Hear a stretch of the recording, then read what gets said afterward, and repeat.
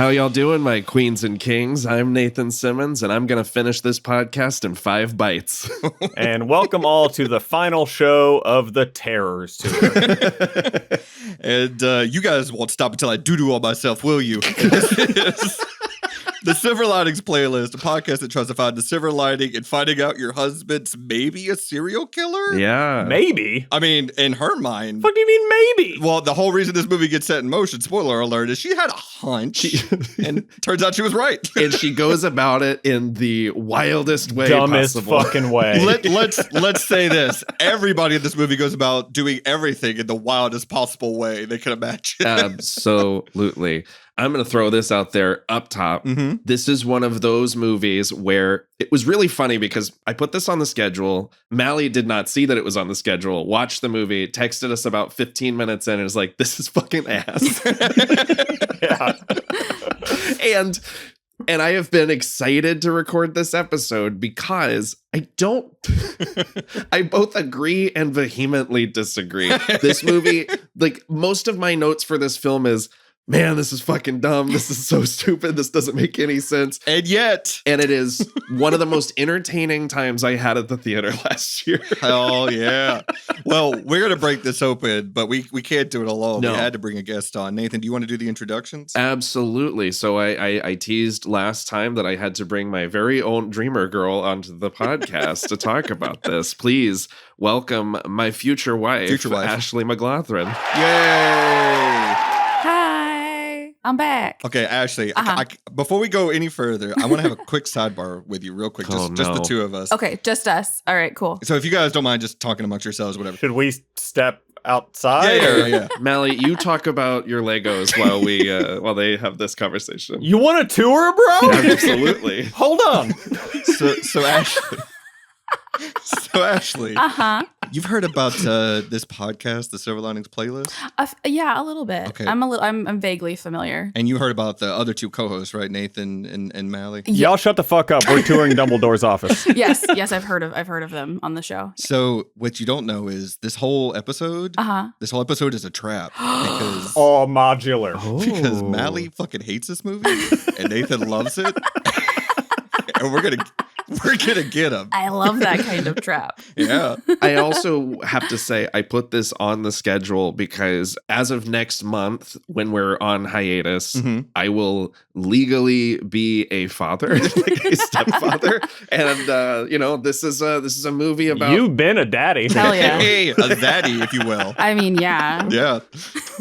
Hell yeah. Yeah, I'm excited. You get to be a dad. And will you be taking Maddie to any Lady Raven concerts if they come through? Well, yeah. Especially if they add a second afternoon concert. If they add an afternoon concert, then we're there. With multiple intermissions so that I can make sure I get an Orange Julius. So many questions about the logistics of this fucking concert. So M. Night's never been to a concert before. No, not never. once. 1,000%. Absolutely never. Okay. Not once. Okay. Also, not to get like full Phantom Menace, like Trade Federation laws on you guys, but okay. I have a question about the fucking union labor laws in this city. Oh, yeah. Absolutely. You can't just add a fucking second show. There's the fucking, they don't have time for that. So why? What's the OT on this? Why does the FBI and everyone that's doing this sting operation feel the need to include even like the fry cook workers? Oh my gosh. At the Burger King. Right. Because the movie needs to happen. It's just crazy that everyone knows. Everyone has been prepped. Lady Raven has apparently been to the Clarice Starling school of like FBI, how to talk to a perp. Like, She's fully invested. God. Yeah. So wait. So this movie starts at like fucking 9 a.m., right? Oh my God. Could you imagine waking up from morning traffic to an all-day concert? Cannot believe it. there is a moment in this movie where they go to the merch booth and they say, wait while they set up the next song. Yeah. Like they set up the stage for the next song. Has anyone been to a concert? When they get back in, that stage is empty. And I was like, were they setting up like the caftans that the background dancers are wearing? I think M. Night's only experience with seeing live music is maybe like an NFL halftime show. So he's like, yeah, they stop everything, they set up a stage, and then people come out and Or clearly his daughter's open mic nights. Okay, so we got to address the elephant in the room. This movie should be called Nepotism the Movie. movie because absolutely. Nepo trap. you got to respect it. Shyamalan put his own money up and his own daughter in a pivotal role, and it paid off. This movie made money. To be fair, he always puts his own money up. He That's pretty true. much does at this point in his career now. Yeah, since The Visit, basically, yeah. So this is nuts because I think we can all agree that M. Night has had. No, this is trap. You're right. the ebb and flow of his career has been wild. It's been inconsistent and yet somehow consistent at the same time because the man came out and was like prestige. Were they? His early films were genre pictures with a prestige sheen. Yes. And like he's the Sixth Sense and Unbreakable, and to a lesser extent, like Signs in the Village, I think are the closest we've gotten to. They're better modern day Twilight Zone stories than the Jordan Peele Twilight Zone series was. But M. Night Shyamalan is a very talented visual filmmaker and occasionally a very talented writer who takes his time with his screenplays. Not always. Yeah. And he is, to me, like the prime. Him and Guy Ritchie are the prime examples of men get as many opportunities as they want in Hollywood. You're absolutely right. Because if you are I was reading an interview with Lexi Alexander, who directed Punisher Warzone recently, and she was just like, she's like, my first short film, I get nominated for an Academy Award. My second movie is Green Street Hooligans, which is like a critical hit and like does decently well because it was low budget. My third film is a comic book movie and a flop. I have not made a mainstream Hollywood movie since. Yeah, no, you're absolutely right. and M. Night Shyamalan is allowed to, release some truly reprehensible garbage. And he still is just like, well, whatever. This next one will work. And to his credit, I don't know. He doesn't give up, I guess, is like the message. I feel like he kind of became a caricature of himself as a director. Like Yes. you watch an M. Night Shyamalan movie, you know there's going to be a big twist. You know he's going to play some little small part in it. Like there are these boxes that you tick when you watch one of these movies. Right. And it just kind of got old after a while until you bring The beach that makes you old. So I was going to say the beach. Yeah. Yeah, the beach that makes you there, yeah. Yeah, and really it was the Josh Hartnett of it all that like made me want to watch this movie. I say that so many times about so many movies. Yeah. Also, DC, are you drinking out of Peppa Pig? Okay, I didn't want to.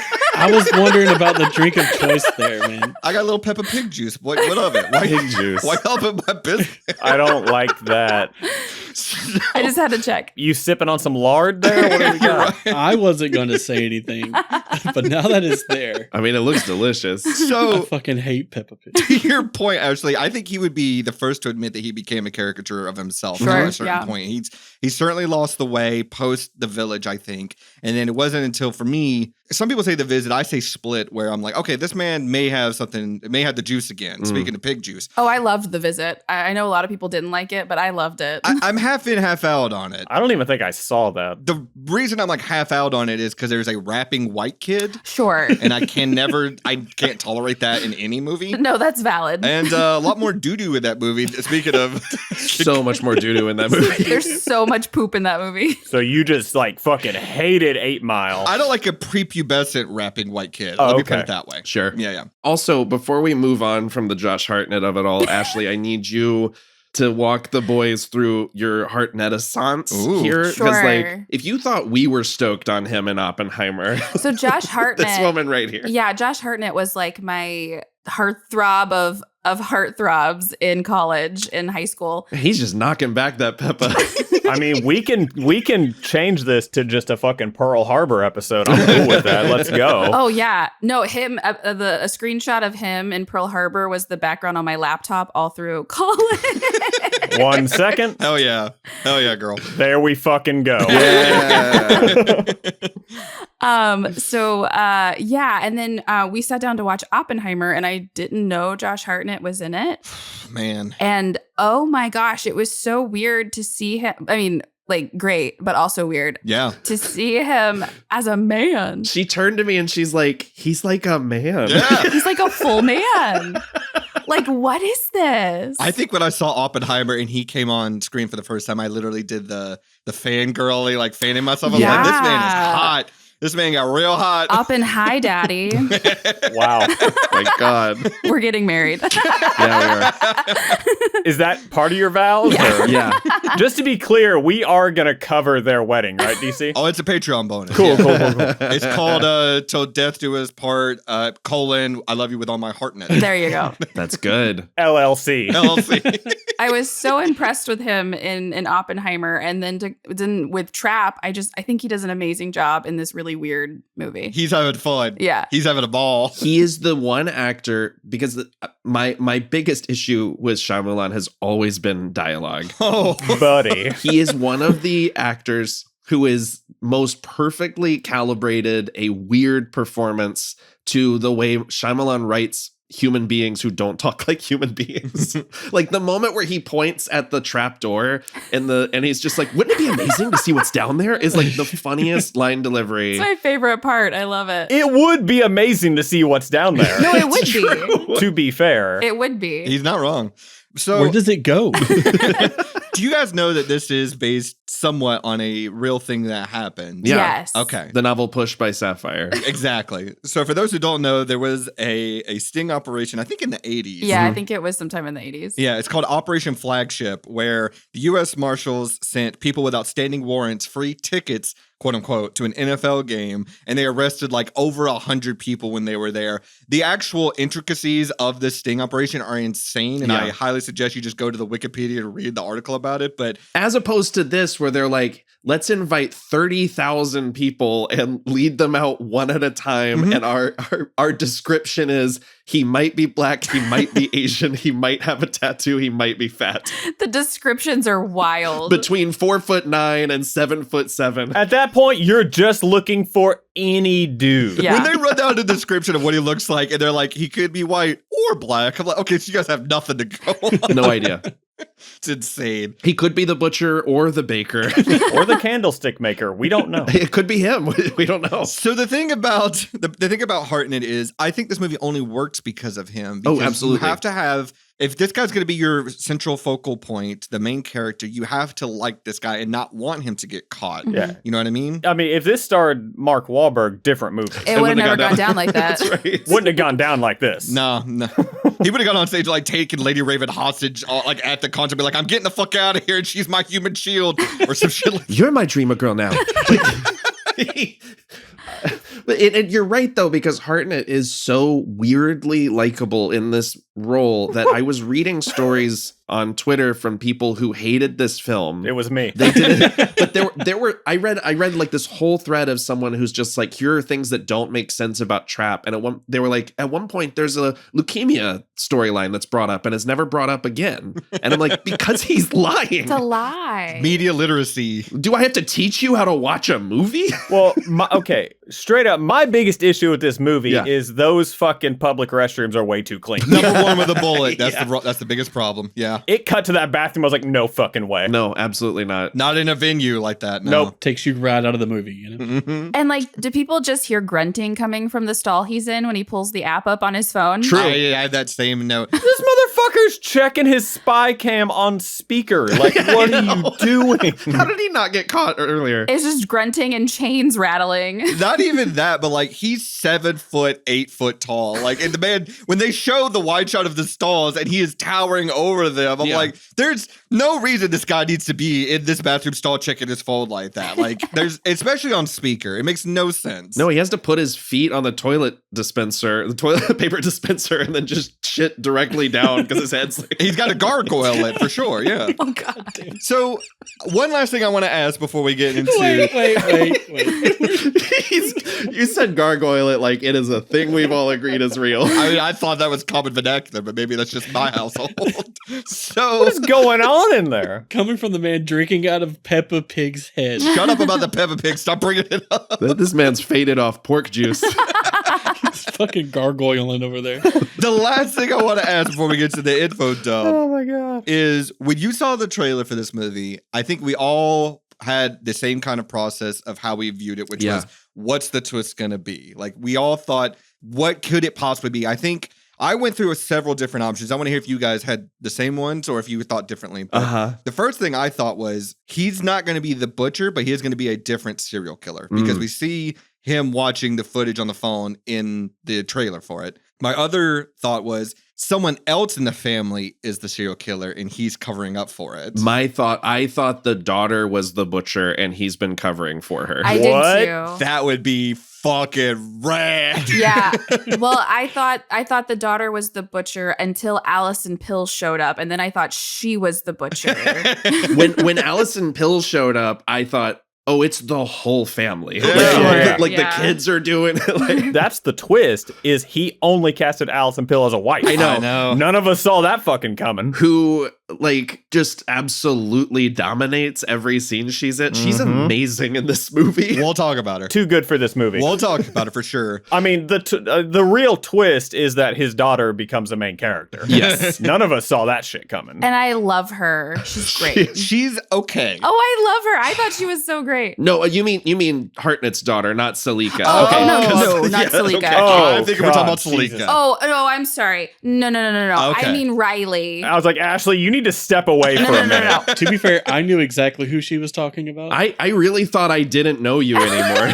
Nathan's like, the wedding's off. Jesus Christ. Sorry. Yeah, I was like, I hope y'all can get some deposits back. No, yeah. Like, well, the other twist was I've never seen someone make deviled eggs as quickly as Allison Pill does in this movie. He just whipped up some deviled eggs. What's that fucking, like, give me the recipe. I love a deviled egg. Me Same. too. It takes longer than that. I think Salika is good when she is being the pop star in the first half of the movie. Sure. You gotta make hard-boiled eggs and then do other things. When the narrative swaps, That's at least 20 minutes. and she's now the main character, I was like, oh, she can't lead a movie. She can't. Then put them in a bowl of ice water. And lastly, the other twist I thought was going to happen is during the movie when Salika's in the bathroom and the door opens, I thought it was going to be Allison Pill on the other end. And the reveal was going to be that the whole family was in on it. Yeah. Like they all knew that he was the butcher and was covering for him or something like that. That's what I thought too, because everybody gets so quiet when she says your husband's the butcher. Your husband is the butcher. Your husband's a butcher. I can't make my eyes wide enough. I know. She's giving Anya Taylor-Joy a run for her money. But I think the best version of this movie is what we got in that there is no real twist. Like the only real twist that you get is that Allison Pill set kind of the whole thing in motion, which I think is fine. Really playing fast and loose with the term best version, but okay. When they leave the concert and I noticed that there was still 55 minutes left Half of the movie. movie. And this was this was the rewatch. I looked at Ashley and I was like, wait, what the fuck else happens? And it is a lot of business at the house. It's a lot. It's just a lot of hanging out. It is lunchtime Yes. when they leave. It is. I did think it was crazy that like halfway through the movie on my first watch, I'm like, oh, we're leaving the concert. Okay, because the trailer was all concert, pretty much. So I was shocked by that. But let's get into the info dump because I'm so excited just to rewatch the trailer. So let's get through this part.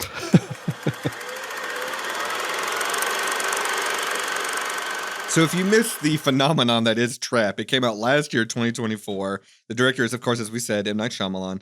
The film stars Josh Hartnett, Ariel Donahue, Salika, what name? How dare you share that? Like, fucking, Haley Mills, you're not on that fucking level. Allison Pill, and Marnie McPhail. The budget was $30 million and it grossed $83 million worldwide. And that's M. Night's money up front. When I knew Haley Mills was in the movie going into it. When I realized she was in charge of setting the trap, A parent trap. I laughed out loud in the theater. Like I turned to Ashley and I was like, she's setting a parent trap. It is a literal parent trap. So for those who don't know, Haley Mills was at the time the Lindsay Lohan version of the Parent Trap from the original. The original, she was the twins. Yeah. Not only is she starring in a movie called Trap, but she is literally setting up a parent trap. So it is a parent trap. It is such a good casting choice. It's so fucking funny. It's so dumb and it's so funny. Well, and I think it speaks to like the tone of the movie. I don't think you could like see this movie.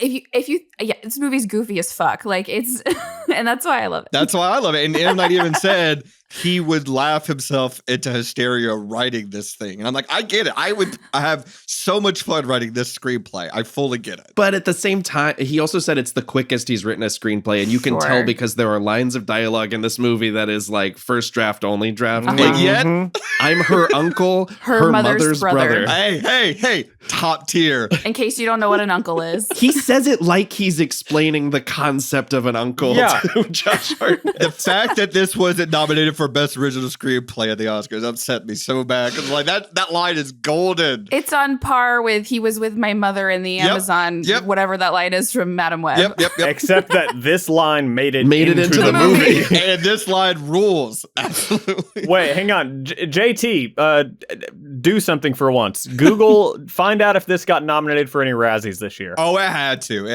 I know it didn't win because, not to brag, but, you know, my work history kind of dominated at the Razzies this year. It sure did. Is JT even here anymore? No, he's Googling. I can see him. While you look that up, the last thing I'll say is that the film currently has an unfair, I'm going to pull out a Trumpism here, very unfair 57% on Rotten Tomatoes. Sad.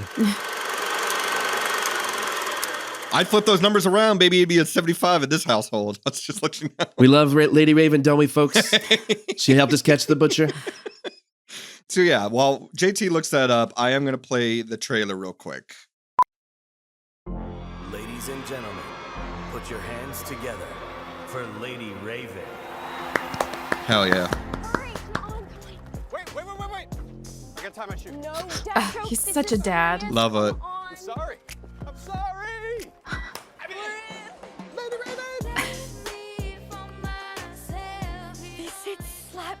The seat slap.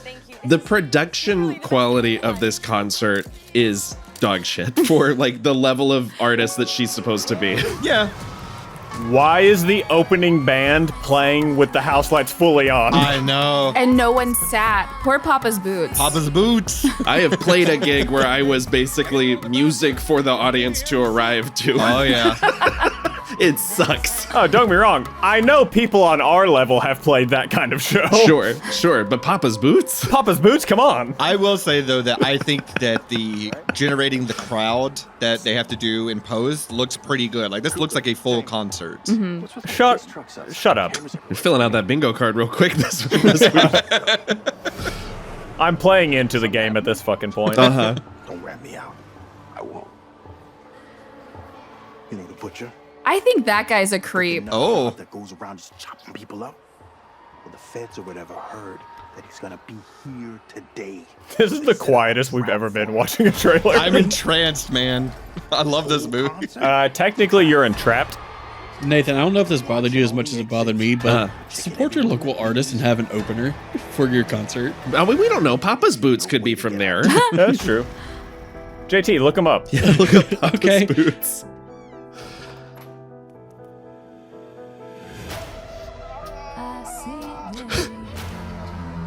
This is a great trailer. It's a good trailer. Well, this could be anything. He could be watching anything, you know? I was waiting for that too, like for the trailer to have been misleading, and that's not what he was actually watching. Like, yeah. Also, this song rips off Katy Perry's Dark Horse. Yep.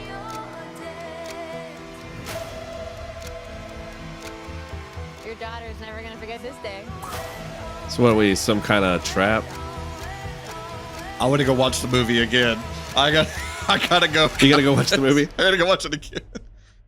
Be kind of dope, right?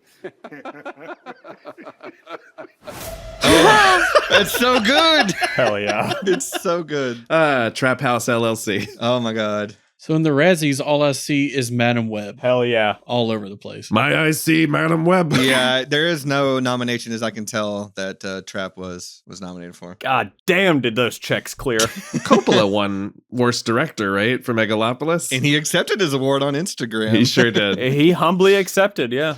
Just real quick, shout out Shake Shack. Yeah. Cameo in this movie. Delicious. Always get the cheese on the side for the fries, though. Good call. Yeah. There's also a an orange Julius that's not an orange Julius. He tells her there's an orange drink stand if you want to go over there. Couldn't get that one cleared, I guess. Yeah. My first note of the movie is I'm surprised Zaslav let this one sneak through the cracks of his just chopping block. He's the butcher, if anything, of Warner Brothers. Like this gets through, but you cancel Batgirl. Go fuck yourself. Absolutely. Also, please hire me again. There should have been a post-credit scene with Michael Keaton. Just like Oh my god, that would have been great. I don't know why I'm here. It has something to do with Cooper Trapp. through the butcher, I think.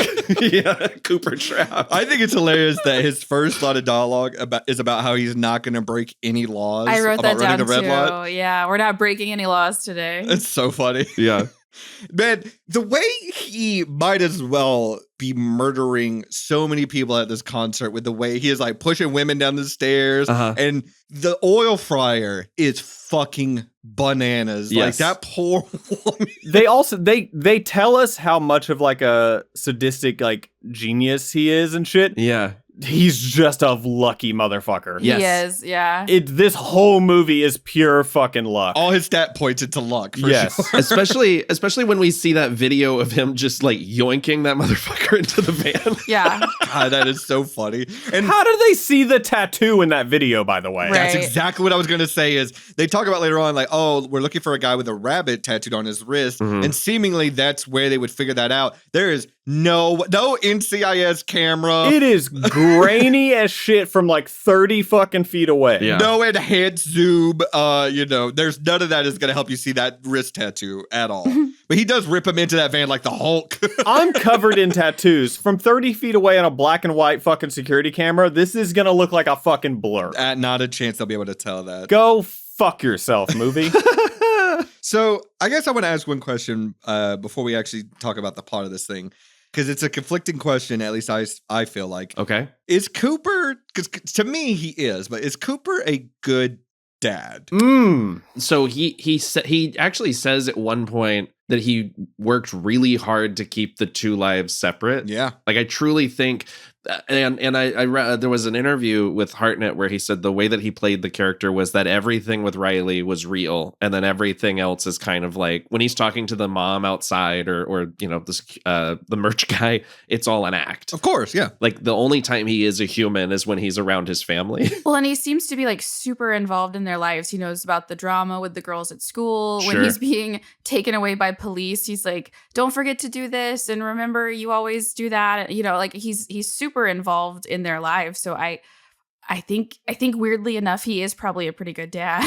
Yeah. I call bullshit on one thing. When he's getting pulled away from the cops, he does not tell them not to touch the thermometer. Thermostat, yeah. Yeah, like come on now. No, I mean we got Ashley here, so let's get this opinion. Oh boy. If Nathan acted like Josh Hartnett in this movie, If Nathan took his shirt off and ate a pie in 5 bites, I mean, let's do it. The marriage is happening tomorrow instead. We're getting married twice, double married. okay, I mean, I don't believe for 1 second that Nathan doesn't already do that. That's true. That's valid. I mean, no offense, you look like you could down a pie. Thank you. Which is why I don't take my shirt off when I do it. No, I just think that, like, yeah, if you put the butchering aside, which I knew was a huge ask right away. Butchering aside. Butchering aside. You put that aside. That's a big asterisk. Cooper Trapp has many fine qualities. I saw a lot of things that said like a lot of other reviewers of this movie be like, he's a bad dad because he's constantly leaving her and everything in the concert. I'm like, yeah, that's the two lives intertwining. Well, it's all about work-life balance. There you go. Yes, There it you is. go. Yeah. Yeah. I mean, I will say, I want to know what happened at the parent-teacher conference. Me Me too. too. Yeah. What happened? I wonder if he had like a moment where he snapped. That's the more honestly, that's more interesting than every fucking thing else happening in this movie. Yeah, I want to know that. He does get up and leave multiple times, but she says it's weird. So that would tell me he doesn't normally act like that. Right. Yeah. That's what I'm saying. It's the two lives overlapping. Wait, I'm sure someone on this podcast has been to a parent-teacher conference. Oh, like, sure. are like fist fights? Like, what's going on there? Oh, I mean, I would imagine it can get heated. Yeah, it's a lot of cattiness. I Yeah. will say that. Okay. A lot of things where when you're finally meeting the parents of these kids that most of them you don't like anyway, then when you finally meet the parents, you're like, oh, this makes sense. I understand now why you're like this. Right. Yeah. I mean, Ashley and I have said multiple times that like our kid's the only good kid. Like, it's the only one we like. Yeah. I only like my kid, and Yes. that's it. Like I don't like any other kids. I've said that multiple times on this show. Like, I don't like kids. I think kids can fuck right off. Uh-huh. I love my kids. Yeah. Everyone else's kids. I love my kid. That's it. Yeah. Yeah. God, I hope some of the parents listen to this. So I gotta say, it's a huge missed opportunity to not have Midsize Sedan be the opening act at this concert. Because I think Shyamalan, the gift that keeps on giving. I don't know, man. He might be bigger than Lady Raven, no? He might be. Ashley, you never saw Old, right? No, but I listened to the How Did This Get Made episode on it.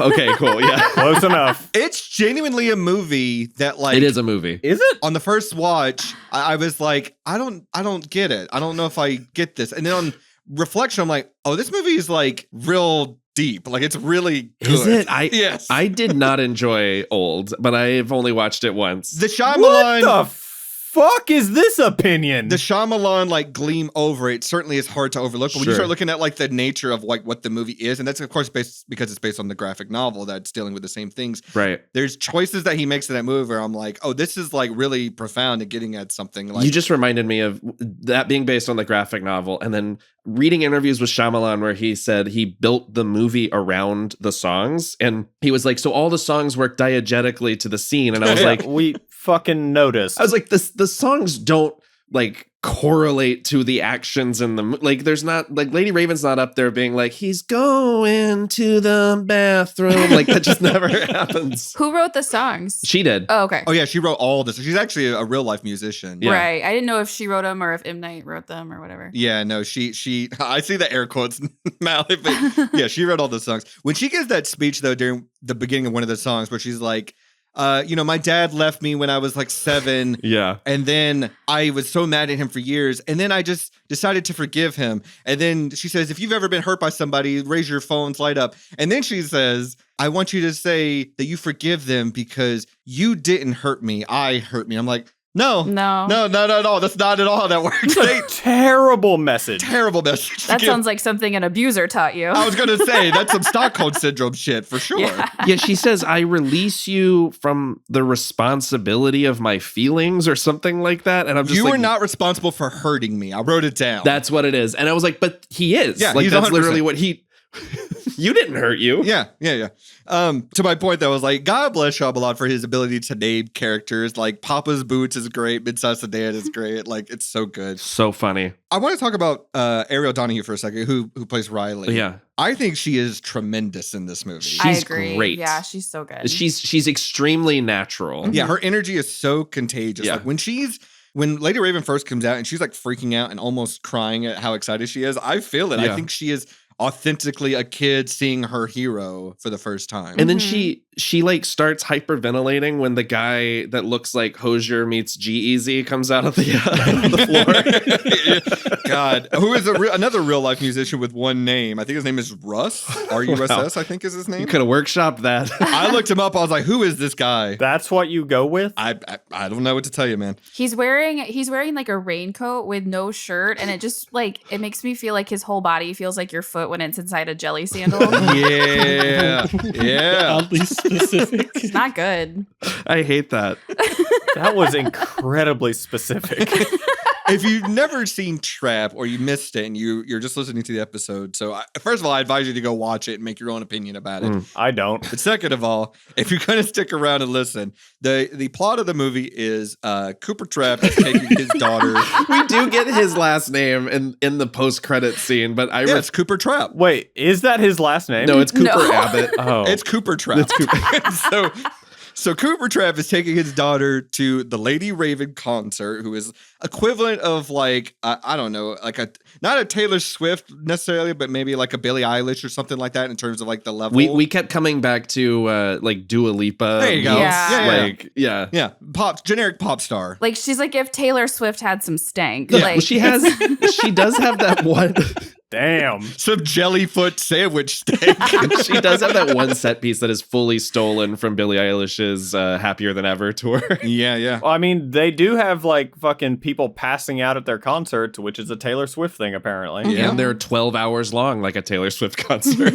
Yeah. Swifties, please don't come at me. As he's walking into the stadium, he notices that there's a huge police presence, more so than there would naturally be at a concert. And so there's a guy in full SWAT gear with a gun next to the door to the stage. Yeah, if this was a Boston hardcore show, it'd make sense, but it's not. So as the concert's going along, he steps out at one point with his daughter to go get some merch. You know, during the setup for the next song. This makes no sense for a concert. No. It's fucking crazy.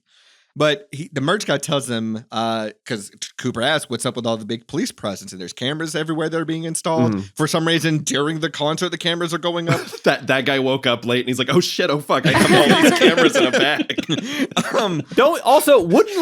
I feel like some of these guys would be undercover. You would right. think. Well, seemingly everyone is undercover because everyone at this I was surprised that the audience didn't know about this whole sting operation too. Like everybody seems to know about it, but the merch guy tells them, the serial killer, the butcher. Yeah. Well, this whole concert is a trap to catch him because the police know he's going to be here. Yeah. And the reveal is, of course, that Josh Hartnett is the butcher. And you and I talked about on Show Guys that this movie gains 5 more stars if David Lynch plays the merch guy. Oh my God. Yeah. He's like, listen, Coop. Listen, Coop. You know that guy who's been chopping everyone up? Real quick, correct me if I'm wrong. I probably am because I fucking didn't pay attention to this movie any of the times I watched it. Oh, don't worry. The internal logic is tenuous at best. Yeah, Got it. Do they not say she added this show in order to do this? Do the sting operation. Yeah, Yes. because Lady Raven is in on it too. But how did he? Because she was supposed to be there that night, Right. which tells me, I mean, yeah, and the show is so fucking long. I want to know when he bought the ticket. That's what I'm saying. When was So the afternoon show announced, Yeah. and when did he buy the ticket? They set up this show solely to get him, Nathan's having the moment where he realizes this doesn't make sense. but they only set up the show because he bought the ticket. Yes. It makes no sense. They only set up the show because they know he's a... Yes. Right, that he's coming. Paradox. Nathan's having a moment. How did Allison Pill get the ticket and have time to place it? Yeah. When did all of it come together? Oh my God, this movie's so fucking dumb. Yeah. And it rules. I still love it. Also, who still gets physical ticket stubs? That Right. too. So I will excuse that because that's a dad thing. A Dads dad. will go out and print out their tickets. Yeah. Same way they'll print out their MapQuest directions and things like that. I work at a venue and people do that. When did she have time to make the deviled eggs? Yes. So yeah, the logic of the movie is because we find out at the end, the whole reason this concert, the second concert gets put on, first of all, fuck the rest of the tour that Lady Raven has to do. She's ruining the world tour. Just like Justin Timberlake. Just like Justin Timberlake. Well, she's at least taking tour buses instead of a plane to every show. Sure. Again, Swifties don't come for us. The reveal at the end of the movie is that Cooper's wife, Allison Pill, found the ticket stub for this concert, left it at one of his safe houses because we find out later on that he has a bunch of real estate property that he bought. And it wasn't even the stub, it was the receipt for the ticket. It was a part of the receipt. It was a piece of a receipt for a ticket. Yes. Like, was he going to try to write this off come tax season? Like, what are we? He's checking out the fire code of the concert. She found this ticket receipt for the concert, had a hunch that he might be this famous serial killer, followed him one day to one of his safe houses. She said, I went inside, there was nothing there but a chair and a table. And she is the only person who uses the phrase safe house because Salika keeps calling them fake houses, house. which is not a thing. That's not a thing. I'm like, what is that? Like, is that what you see A in facade. Yeah, Disney World, like Main Street USA. And so she says, I left a ticket stub there. I made an anonymous call to the police saying, I think this is a butcher location. They found the stub and then decided to enlist Lady Raven's help to put on this second concert. Now, the paradox is this concert doesn't exist if he bought the ticket for it because it didn't exist until the police found it. Right. So it doesn't make any fucking sense. I'm so confused. Mally, you're right. Nathan's brain is melting. I'm seeing it happen You're in real right. time. You're absolutely right. This movie is fucking trash. And yet it fucking rules. I love it. I don't care that it doesn't make sense. I Because I was already on board with Allison Pill's plan is fucking weird and dumb and overcomplicated. Just call in a suspicion. Like, Yeah. And instead she's like, I'm going to create this elaborate ruse, but now even the ruse doesn't make sense. Nope. It's a paradox. It's a fun time though, isn't it? Yeah. We love Cooper Trap, don't we, folks? We sure do. Is there not easier ways to be like, hey, I think my husband might be the famous serial killer? Yes, there are so many other fucking ways. Call the police. You call the police and say, hey, I think my husband's a famous serial killer. Can you like come ask him a few questions to find out? You don't even have to say it's my husband. She's like, hey, this dude. Yeah. What if they're like, wait, we have a better idea. Yeah. Lady Raven's coming to town. We have a way more complicated idea. To be fair, Haley Mills is creating jobs, folks. That's true. Again, I want to know those union labor laws. Anyway, you call the police and be like, hey, I think the hottest dad at this school is the hot firefighter might be the killer. Yeah. And they'll be like, got him. We'll go get Cooper. You know, he's known. They know. They know him. I think most people's problem with this movie is the second half, which makes sense because it doesn't make a lot of sense. The second half of the movie is certainly the weakest part. Yeah, think? And it asks more questions than it answers. But it has one of the most funniest moments I've ever seen in the movie when Lady Raven goes, I could play a song. Oh, and the switch pan to the It's like an SNL sketch. I love it. It's the best thing ever. I laughed very hard. at that moment. I'm not going to say anything because there's definitely a piano right here and there's also one right behind DC. So That's so funny. honestly, that moment tracked for us.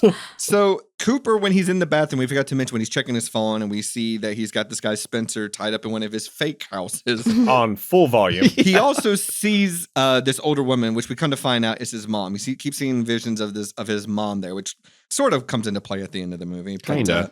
He also runs into, as he leaves the bathroom, Jody's mom, who can, as far as I'm concerned, fuck right off. Bitch. Yeah, she sucks. Yeah. This woman is the devil. Yeah.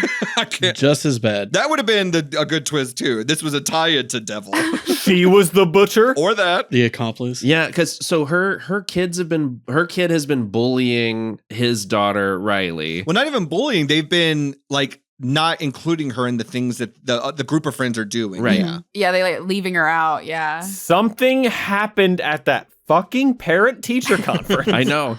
And Jody's reaction, or Jody's mom is just like, well, you know how girls are. And he just goes like, they really hurt her.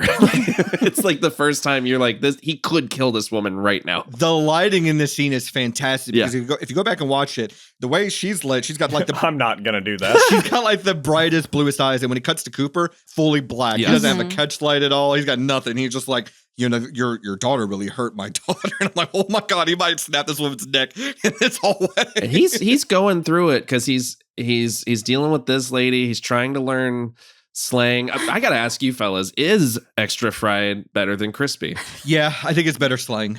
I think extra fried. Well, no, is it a better version of chicken? Oh, I was like, are we not just talking about chicken? Yeah. It depends where you're going, you know? Speak on that. we talking KFC, Popeyes, Okay. Churches. yeah. I always go for the spicy option, so whatever that is. You're at Nashville hot. Yeah. That's your Q zone. Dave's hot chicken, my friend. Yeah. Please. I don't like Dave's. I'm not a Dave's guy. Never had it. Fuck heavy. Fuck heavy. It's pretty good. Hope you're fucking, bud. There's a place open at the end of my street that's like hot honey chicken. Ooh. Woo! Boys, and ladies, let me tell you, that shit hits. Their mac and cheese, though, not good. Oh, what a shame. That's sad. I know. It's like when I go to Popeyes, their mashed potatoes, they don't quite hit. No. Popeye sides are mostly garbage, let's be honest. Yeah. I don't know. I love that biscuit. The biscuits, pretty good. I do love a biscuit. That's true. Those biscuits do hit. Yeah. I love a KFC famous bowl, though. Yeah, KFC for me. What if Cooper was like, instead of the carbon monoxide trap, he goes, I'm gonna start shoving Popeye's biscuits down his throat with no drink. That's how he kills them. I mean, yeah, he murders people, but he's not cruel. He's not a monster. So Cooper finds out that they brought in this like lead detective that's like a serial killer Profiler. Yeah. There you go. That's what I'm looking for. A manhunter, if you will. Will Graham. Yeah, Will Graham. Nate, I don't know if you noticed this, but the character that Haley Mills is playing, did you catch what her actual name is? No, I think I missed that. It's Pollyanna, which I threw my hands up and I was like, oh my God. Fucking Showgirls. We got a Showgirls crossover. Even when we quit the show, it's seeping back in. Oh no. Trap girls. Trap Girl LLC. She is like this profile that's like, look, I know everything there is to know about this guy except what he looks like, what his name is, what ethnicity he is. Where he's at. She's terrible at her fucking job, is what we're saying. Real bad. And yeah, we hear her like, she breaks down what he is like to a T later on in the movie. And I'm like, and you couldn't figure out it was this like G. Willikers guy? Like, it's so funny because she knows exactly what he's doing at any given moment. Yeah. She is omniscient, and it's just like, oh, he's gonna try and create a diversion as he's like putting his hand on the fire alarm. The exact moment. Yes. It's really good. But then also they're just pulling random men out of the crowd. Yeah. To like interrogate. They do it while the stands are 4% full. Like Papa's Boots has just started their first song and they're already Got to get an early start. when the camera cuts up and they're leading out like this really guy who looks like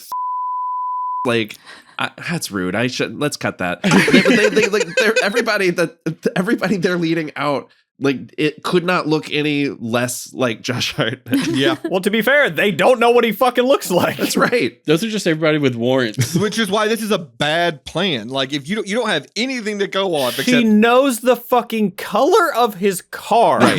Yeah. But can't tell you his ethnicity. Nope. That did make me laugh really hard at the end where he's just like, they did get the color of the car right. It's Yeah. Aurora Black. Like, that's the only thing they knew. Because he gets a copy of a police radio, like the walkie-talkie, so he can like listen in with the earbuds. That scene is great. This man moves around with impunity. Like, he is. I love when he goes into the SWAT team meeting. It's so funny. He literally gets into the back room, like where the SWAT team is having their meeting, and the lead, first of all, the lead SWAT guy is like, by the way, whoever catches this guy, I'll personally take you out to dinner. I'm like, hey now, Okay. you're gonna take me to Olive Garden? All right, I've been on this, but Woo! Breadsticks. he dons an apron and then like squeezes through all the SWAT guys. It's such a great moment. And then I love that he has a little aside of like, man, you guys are really big, and I'm like, you're towering over all of them. So funny. I know I famously talk a lot of shit on Christians and cops, but Where are you going with this? Go off, King.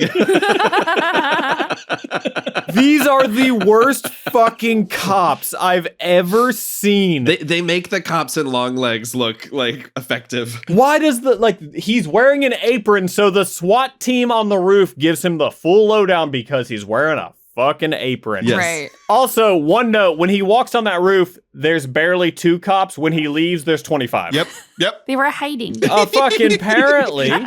It was a stakeout on the roof. The way he says there was an accident in the kitchen. My friend She got burned. burned. Like he does like this weird. Oh, that's his Nick Cage scene right there. Absolutely. The little choices he makes in how he conveys information between man, you guys are so big. There's so many of you. Like, it's so good. Oh, it's so funny. That's what I would say. My favorite is when he's talking to Jamie, the merch guy, and he goes, "What's with all the police trucks and camera everywhere, Jamie? Something happening? Something going on? He does like the smile emoji with like the big mouth, like, hey. He is the most suspicious dude. Yes. Every time he talks to anyone. And Jamie's like, I like the cut of your jib. How about free merch? Yeah. How about I show you snuff photos on my phone? I think Jamie's a creep, right? So Jamie a freak. Jamie is terrifying. he takes Cooper Trap down to the basement and no one else is down there. And he's like, now that I've got you alone, look at these pictures of this dead body. He says, that's pieces, dog. It is like a bad TV sketch of like, if you were going to do a sketch about like, let's make it the most obvious victim of a serial killer, but never actually kill him. Because like, let's go in this back room isolated. Let me hand you the box cutter and ask you to hold it. Oh my gosh.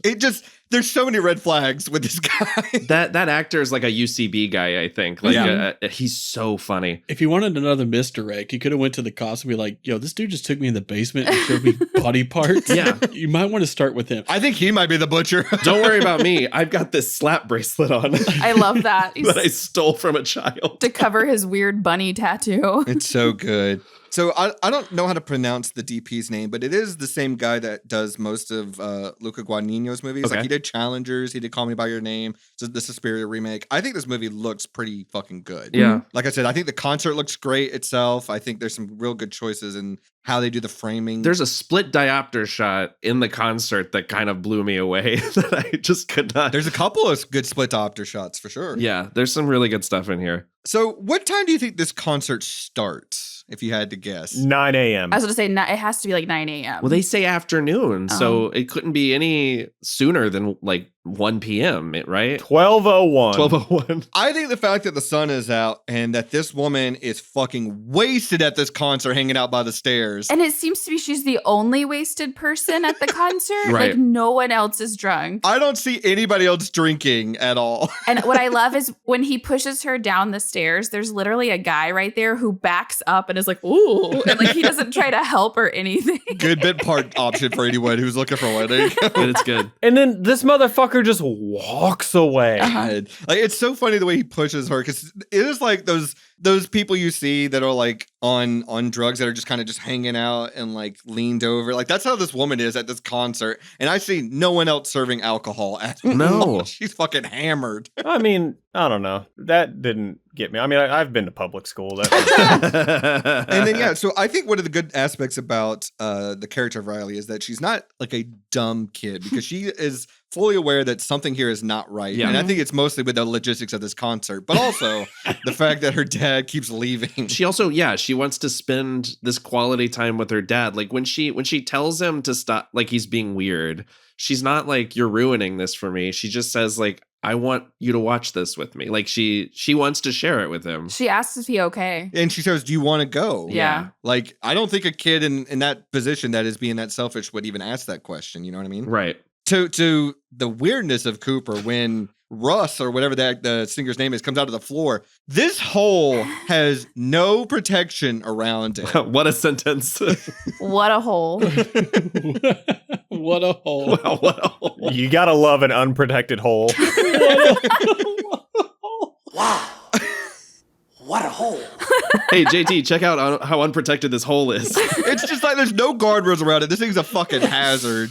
And God, I love Cooper being like, "You want to go down there? Let's go down there." It's the weirdest. I bet there's costumes and stuff. Wouldn't it be unbelievable to see what's down there? It is the weirdest fucking thing to say in that moment. It's why I love this movie. And what was killing me is Riley I love the moment where he notices everyone's watching this show, like the opening number, through their phones. Yeah. But she keeps filming parts of the concert. And I had this thought that like so many of Riley's videos of this show have Cooper just yelling dumb shit in the background. Yeah. Hey, I think I left my wallet. That's a dad move, though. Like, It sure not is. in the moment at all. It's true. Yeah, so like he starts trying to figure out a way to get out of this venue. Yeah. Everything he tries doesn't work. Going out the front door, he pushes the woman down the stairs to cause a diversion to see if maybe he can get by. There's just too many cops around here. He blows up a bunch of bottles of canola oil. We're about to get there. So Which is fucking wild. It's crazy. It's wild. So he thinks, okay, maybe I can get out through the back somehow. Nope, there's cops everywhere. Everything's locked down. There's key cards. There's safe words. Maybe there's a second unprotected hole. There is. And so he goes and steals an apron and starts working in like a kitchen area. He drops. This is fucking to cause another diversion. Wait, hang on. Yeah. First, because there's a shot of the door to get back there. Yes. And there is a fry cook standing Right there. right next to that fucking door. Yes. Yep. How? I wanted to say too, before we get to there, when he is down in the merch area with Jamie, he shows him the photos of the butcher's killings. Yeah. I do think it's funny to ask an unknown serial killer if they're squeamish. Because he goes, "Are you squeamish?" right before he shows it. I was like, that's a pretty funny bit. You're not squeamish, right? Yeah. Yeah, I just thought that was a great moment. But anyways, he takes a couple of bottles of canola oil, drops them in this deep fryer, and then just walks away. Meanwhile, this other woman that works there approaches them. And stares at them for 25 seconds. Yes. stands there for a really long time. Like, what could this possibly be? It is, and the word canola is like up, facing up, so she can read what it is. Yeah. And the fact that she just stays there and goes, now what's going to happen here? What is this? Oh my God. Yeah. Well, she probably thought a YouTuber was filming a video called like "Will It Deep Fry" or something. Will it? But her when it cuts back to her face, she is like Jeff Daniels in Speed, like right before the bomb goes off. Dude, I know you're making a joke, but I've come across a part of TikTok where there's no hashtags or anything, there's no description in the video, and there's just a guy whose whole thing, and I hope to God he gets arrested soon because this is fucking nuts. His whole thing is he takes bags of ice, he runs into restaurants, like fast food restaurants, doesn't say a word, goes behind the counter, drops the ice in the deep fryer, and then leaves. He's been arrested. Oh, Okay. I saw somebody do a video on that. Because I was about to say we should be allowed to hunt people like that. Yeah. Hunt. No, there was this video where like someone was sitting like at a park bench or something, and there's like an awning above it, and he jumps off the awning and almost lands on this dude's arm, and like could have easily broken it, and he just walks away. Wow. Yeah, he's facing like 10 years. Why do people like that exist? I hate people. Yeah. Set a trap for that guy. Yeah. Yes, there you go. The ice in the deep fryer. The first time I saw that video, that shit blew my mind. I was like, this is like, I'm watching attempted murder Yeah, happen on TikTok. 100%. That's fucking crazy. Ugh, disgusting. Or at least arson. At the very least. I mean, he is the butcher. He's not the arsonist, though. You know what? Touche. So is this guy a scam? Oh, yeah, absolutely. That's his middle name, Cooper Scamp Trap. Yeah. Cooper's our biggest scamp of the season. yeah. Honestly, I'm going to go as far to call him a rascal. He might be a little bit of a rascal. Yeah. Yeah. Wow, what an upgrade. Yeah. Wow. Big ain't I a stinker vibes. A rapscallion, if you will. Whoa, Nathan. Whoa. I'm not going that fucking far. You calm down. Maybe Auntie from House Zoo is more of a rapscallion. There you go. There you go. No, I think Rapscallion's the guy that came out of the unprotected hole. Oh my god! I wouldn't be here without DJ Rapscallion. Bravo. That was good. Thank you. These bottles of oil explode. Yeah. And it is fucking crazy because we see the result of this poor woman who is just there. She's not having any sense of This boiled woman. this sense of normalcy after this. I feel like anywhere else, they would shut everything down Yes. if that happened. You know what I mean? Yeah. Like, I feel like if that happened, I Well, we don't can't know do that. Lady Raven's going on to the next song. Sure. I mean, to be fair, someone died at a Taylor Swift concert. Oh, yeah. That shit chugged on. Yeah, that's awful. That happens at Disney World like once a week. Like someone dies, they're like, anyway, That's true. Wow. Yeah. bring on the parade. Wild.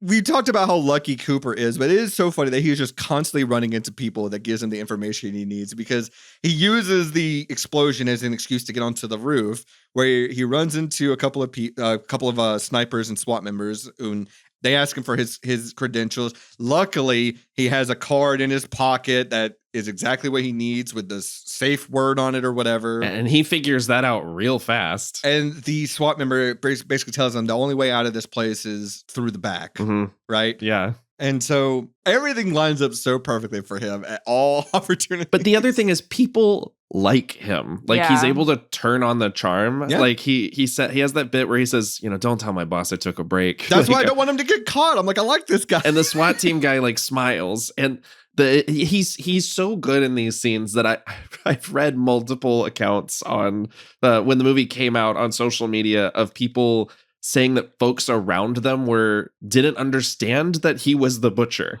Like somehow there were audience members who were like not putting it together, and I'm like, that's what the movie. There's a scene of him watching of the video. Here's the other thing: is People are dumb. there's no hope in the world anymore. You're right. You're absolutely right.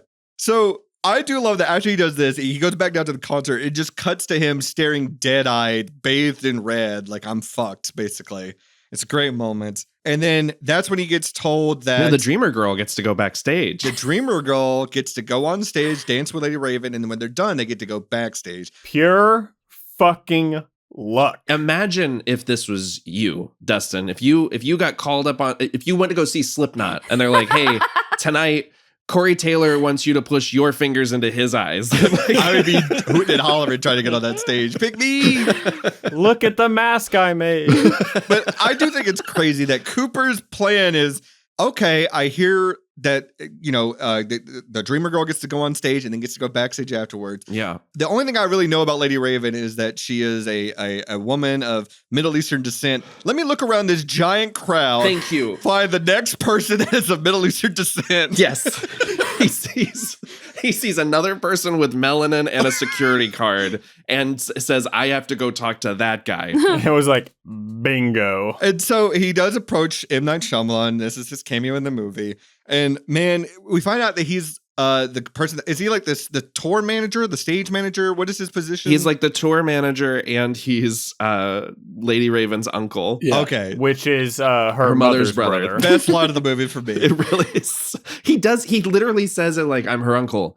Her mother's brother. Like he explains what that word means. What an uncle means. Yeah. I'm not a stunkle. I am the actual uncle. I am the Flesh and blood, baby. And so Cooper decides to do maybe the most diabolical thing he does in the movie, which is to pull the "my kid has cancer" card, which he doesn't. Bold. And says, you see that little girl over there, the one that looks happier than every other girl in this fucking auditorium? She had leukemia. She just beat leukemia. What I love too is when M. Night Shyamalan brings them backstage and the security guy's like, we got to talk to him. Yeah. And he just like whispers something in the security guard's ear and the security guard is suddenly fine. I'm like, what did he say? Like, these cops are terrible at their fucking jobs. he's like, this chick's got cancer. Let her go on stage. She's with us. Like she's in remission. I think he leaned in and he said, you don't understand. I'm the screenwriter of the movie. They have to get backstage right now. Yeah. You can't check that. Please don't argue with me. I'm the uncle, her mother's brother. He's like, oh, you're the uncle. Okay, well, that makes a lot of sense. He leaned in and was like, where's that hole go? Trying to find that hole. You want to find out where this hole goes? I mean, it's completely unprotected. So he gets on stage. Jesus Christ. He gets on stage with Riley, and they start playing the Dreamer Girl song, and Riley gets to go out and starts dancing with her. And man, when it cuts to the wide shot of Jodie and her daughter and the other girl there, So fucking funny. the reactions are so fucking good. It means so much to me that as goofy as this screenplay is, M. Night Shyamalan found it important to give us a full circle moment for that girl being disappointed. Yes. Yeah. Well, not only that, because when Riley comes on stage, the first reaction we see is all their jaws drop, like, holy shit, that's Riley. Yes. That's the girl we cut out of our lives. Well, no, because it shows them like, because they say like the Dreamer Girl is Riley. Yeah. And then it shows them like dancing. Yep. And then when she walks out, And then they stop. they stop. I'm like they didn't stop at the name Riley? Yeah. But when it cuts back to him and the little girl is screaming in the mom's face and then throws a drink on her, and then the mom goes, "You're a little beast." They just start screaming at each other. Yeah, the mom just like nonverbal. Like it's so good. It is so goddamn good. It's so funny. I do love. I think Josh Hartnett is really great watching Riley on stage. Yes. Like back to, is Cooper Trapp a good dad? I think it's in this scene. There's a moment where you see like, because he's like constantly looking around at the exits. He's looking at Haley Mills.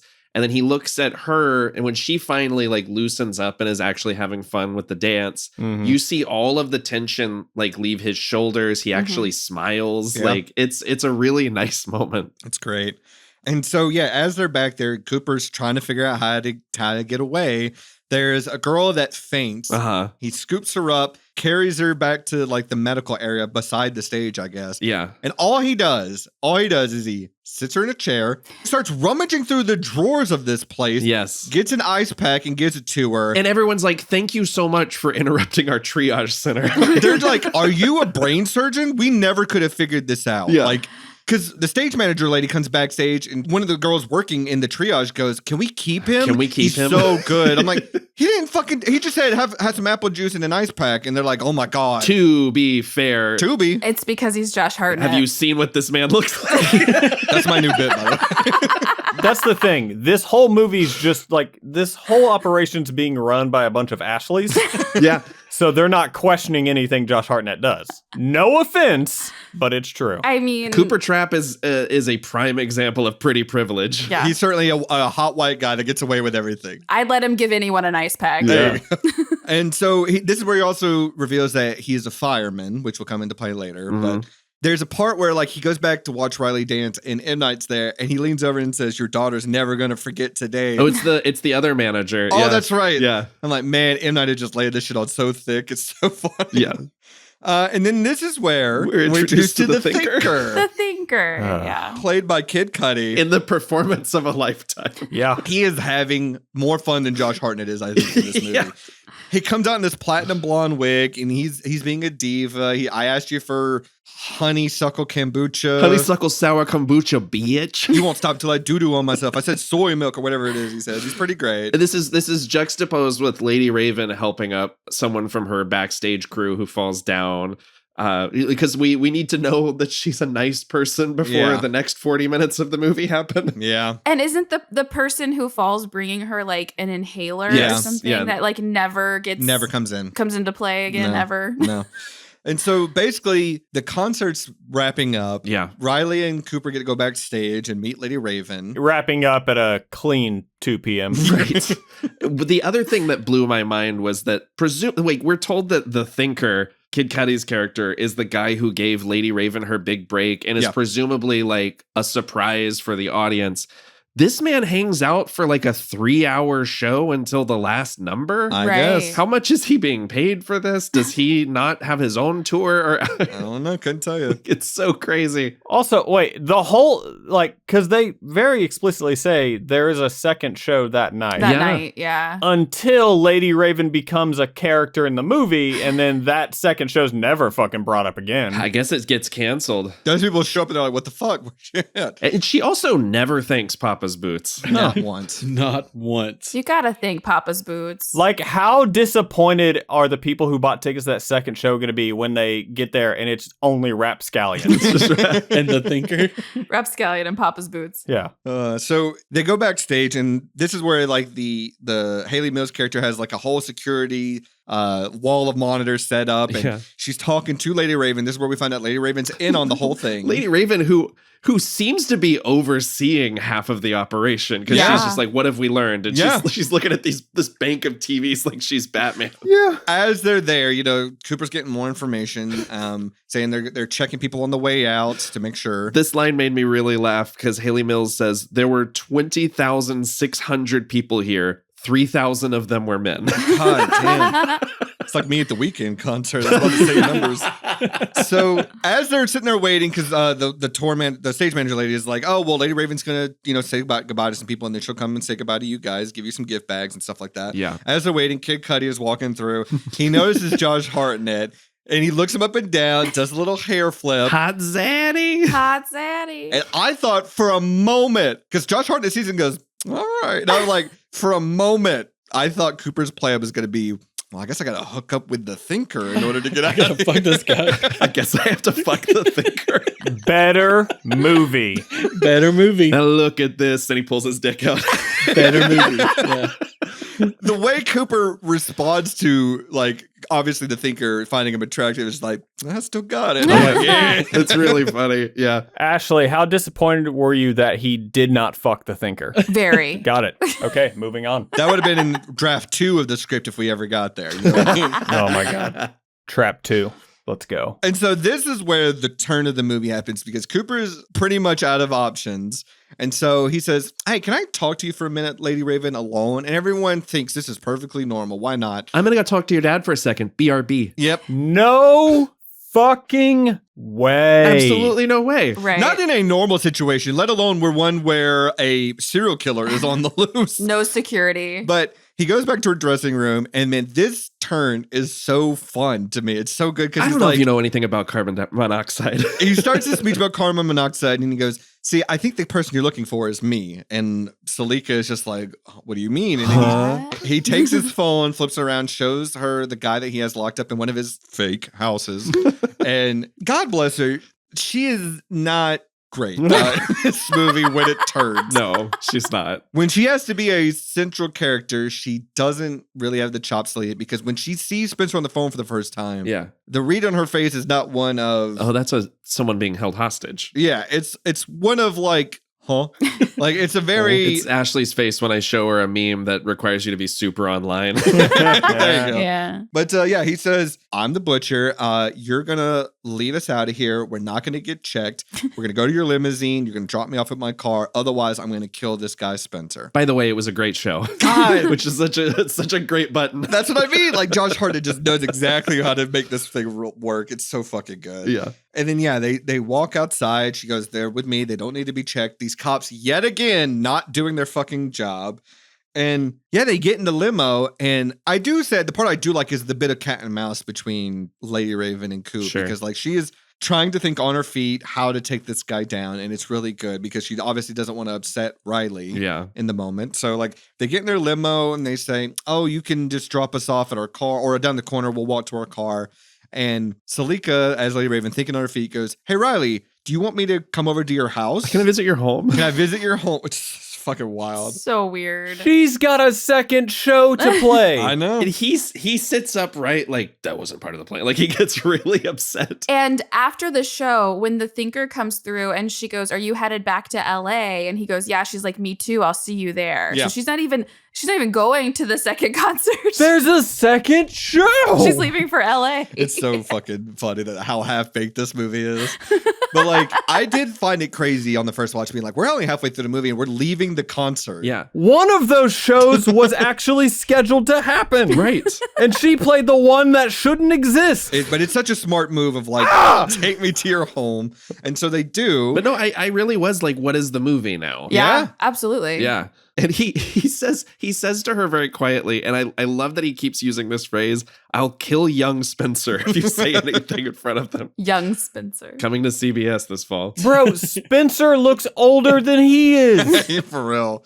So they get to their house, and man, because when the opening credits were happening, I didn't clock Allison Pill's name. Oh, yeah. And so when she walks out of the house, I'm like, holy shit, we've reached that point where Allison Pill is now playing mom. Yeah, and I was like, I can't. You're just like, oh my God, he married the drummer from Sex Baba. That's exactly what I thought. See, I've never seen her in anything, so Huh? I had no clue who she was until this movie. Huh?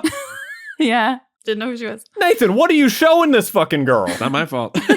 We had to watch Trap for this. The way my brain didn't process Allison Pill being old enough to play a mom Sure. and only thinking back to Scott Pilgrim, I was like, what the fuck? Well, if you remember when we covered the Child's Play remake, Yep. my entire note on that movie was Aubrey Plaza can't be a mom. Like is Aubrey Plaza a mom? I fully agree. Yeah. But I just could not believe that we've reached that point with her. It's 'Cause crazy. I feel like Scott Pilgrim's not that long ago. You know what I mean? We're getting old, y'all. I suppose. Yeah. Shut up, JT. And so, they invite her in. You're a young buck. There's one for the bingo.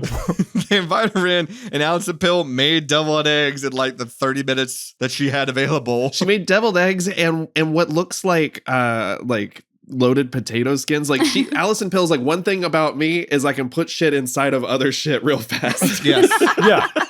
Which all that tells me is like, oh, she grew up in the Midwest. Yeah. Because, bro, if I come home, we got deviled eggs, we got potato skins, I'm living. Oh yeah. She's so precious in this scene too, because she's like, what's it like to do a concert? But she's like a middle-aged mom that you see in like... Fuck the concert. How do you make deviled eggs that fast? And potato skins. She's like a mom in a sitcom from the 90s where anytime they show her, she's like cutting carrots or Yeah. something. Like she's always in the kitchen cooking something. She's Buffy's mom. Yeah. Yeah. And so, so they sit down and they're like talking about it and they're like, oh, well, this concert wasn't like a normal concert. Because it shouldn't have existed. Right? She says, Allison Pill, have you ever heard of The Butcher?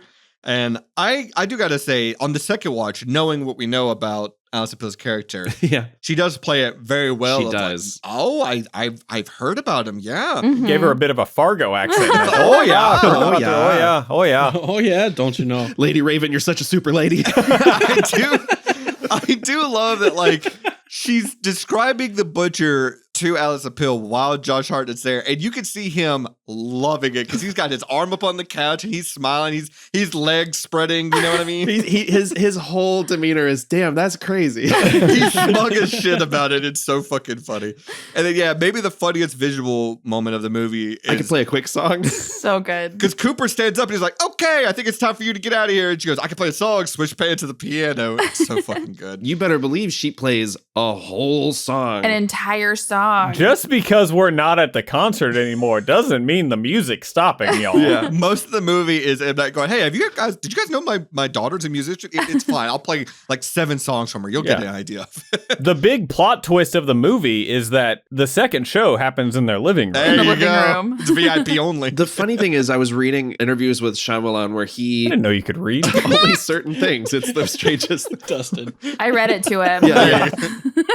He was talking about how they came up with this idea of doing a thriller set at a concert, and Salika was going to write the songs, and then he was like, and then I'll have someone else direct it and someone else play the pop star. And I was like, let's be honest, how long were those conversations before you were like, oh, hang on, you know what? We could do it. 12 seconds. Yeah, he was like, "Oh, wait a minute. I'm a director. You're a pop star. This writes itself," which inevitably that's what the script is. It did. Which, his other kid was like, "Daddy, I can direct." He's like, "No, fuck you. Here's the Watchers." God. Ooh, stay tuned in a half. God damn that movie. Yeah. You want to see someone doing a bad impression of M. Night? Oh. It's not good. It's not good. And so as Lady Raven's playing this song, she invites Riley to come over and sit with her. She's playing it. Cooper's filming it on his phone. And Alison Pill looks so thrilled for like she can't even like contain it. It's really good. Keeping in mind, like knowing what we know by the end of this movie, Alison Pill has to be freaking the fuck out Yes. because she's like, "Oh my God, the plan didn't work." Oh yeah, Yeah. true. Or she's thinking, I was wrong about Cooper. That's true. You know what I mean? No. Which lasts about 30 seconds more because Lady Raven snatches his phone out of his hand and says, "I gotta make a quick call. I gotta go take a shit. I gotta go take a shit real quick." Runs to the bathroom, locks the door, and I think this is a genius bit of directing to not leave the bathroom during this scene. Yeah. Because Cooper is beating down the door saying, "Can I have my phone back, please?" And Riley and the mom are like, "Cooper, calm down. What's going on? You're freaking out." And we don't see him. We don't see him at all. Yeah, we just hear them panicking over there. So she takes his phone, tries to unlock it and say Spencer. He gives her a clue about what he knows about the area. She's really quick on her feet because she asks Spencer, "Are you in a house?" Yeah. Well, she thinks it's a fake house. Right. Could you imagine being kidnapped, kept in a basement, Yes. and then all of a sudden, Taylor Swift is talking to you over the microphone. like Sabrina Carpenter FaceTimes you? Like, I would be like, "What the fuck is going on?" Like, Sabrina, please help me. Also, loved your video for Taste. Like, the callbacks to Death Becomes Her were fantastic. Yeah. I would think it's some Illuminati shit. Sure. Yeah. She's like, "This kidnapping is not me espresso." What was that? What was that name? God damn. If you ever heard Lily Sullivan as Sabrina Carpenter, you're missing out. I think JT's right, though. Like, your first thought is going to be The Illuminati's real. the Illuminati is real. Like, motherfucker. Like, I cannot believe Sabrina Carpenter had me kidnapped. like, I'm going to end up on an island. Yep. But, like, not in a fun way. She's gonna feed me to Barry Keoghan. Well, if anything, I think Barry Keoghan said he didn't want to watch this movie because Cooper Trapp, he's sort of a bad person. He's sort of an evil person.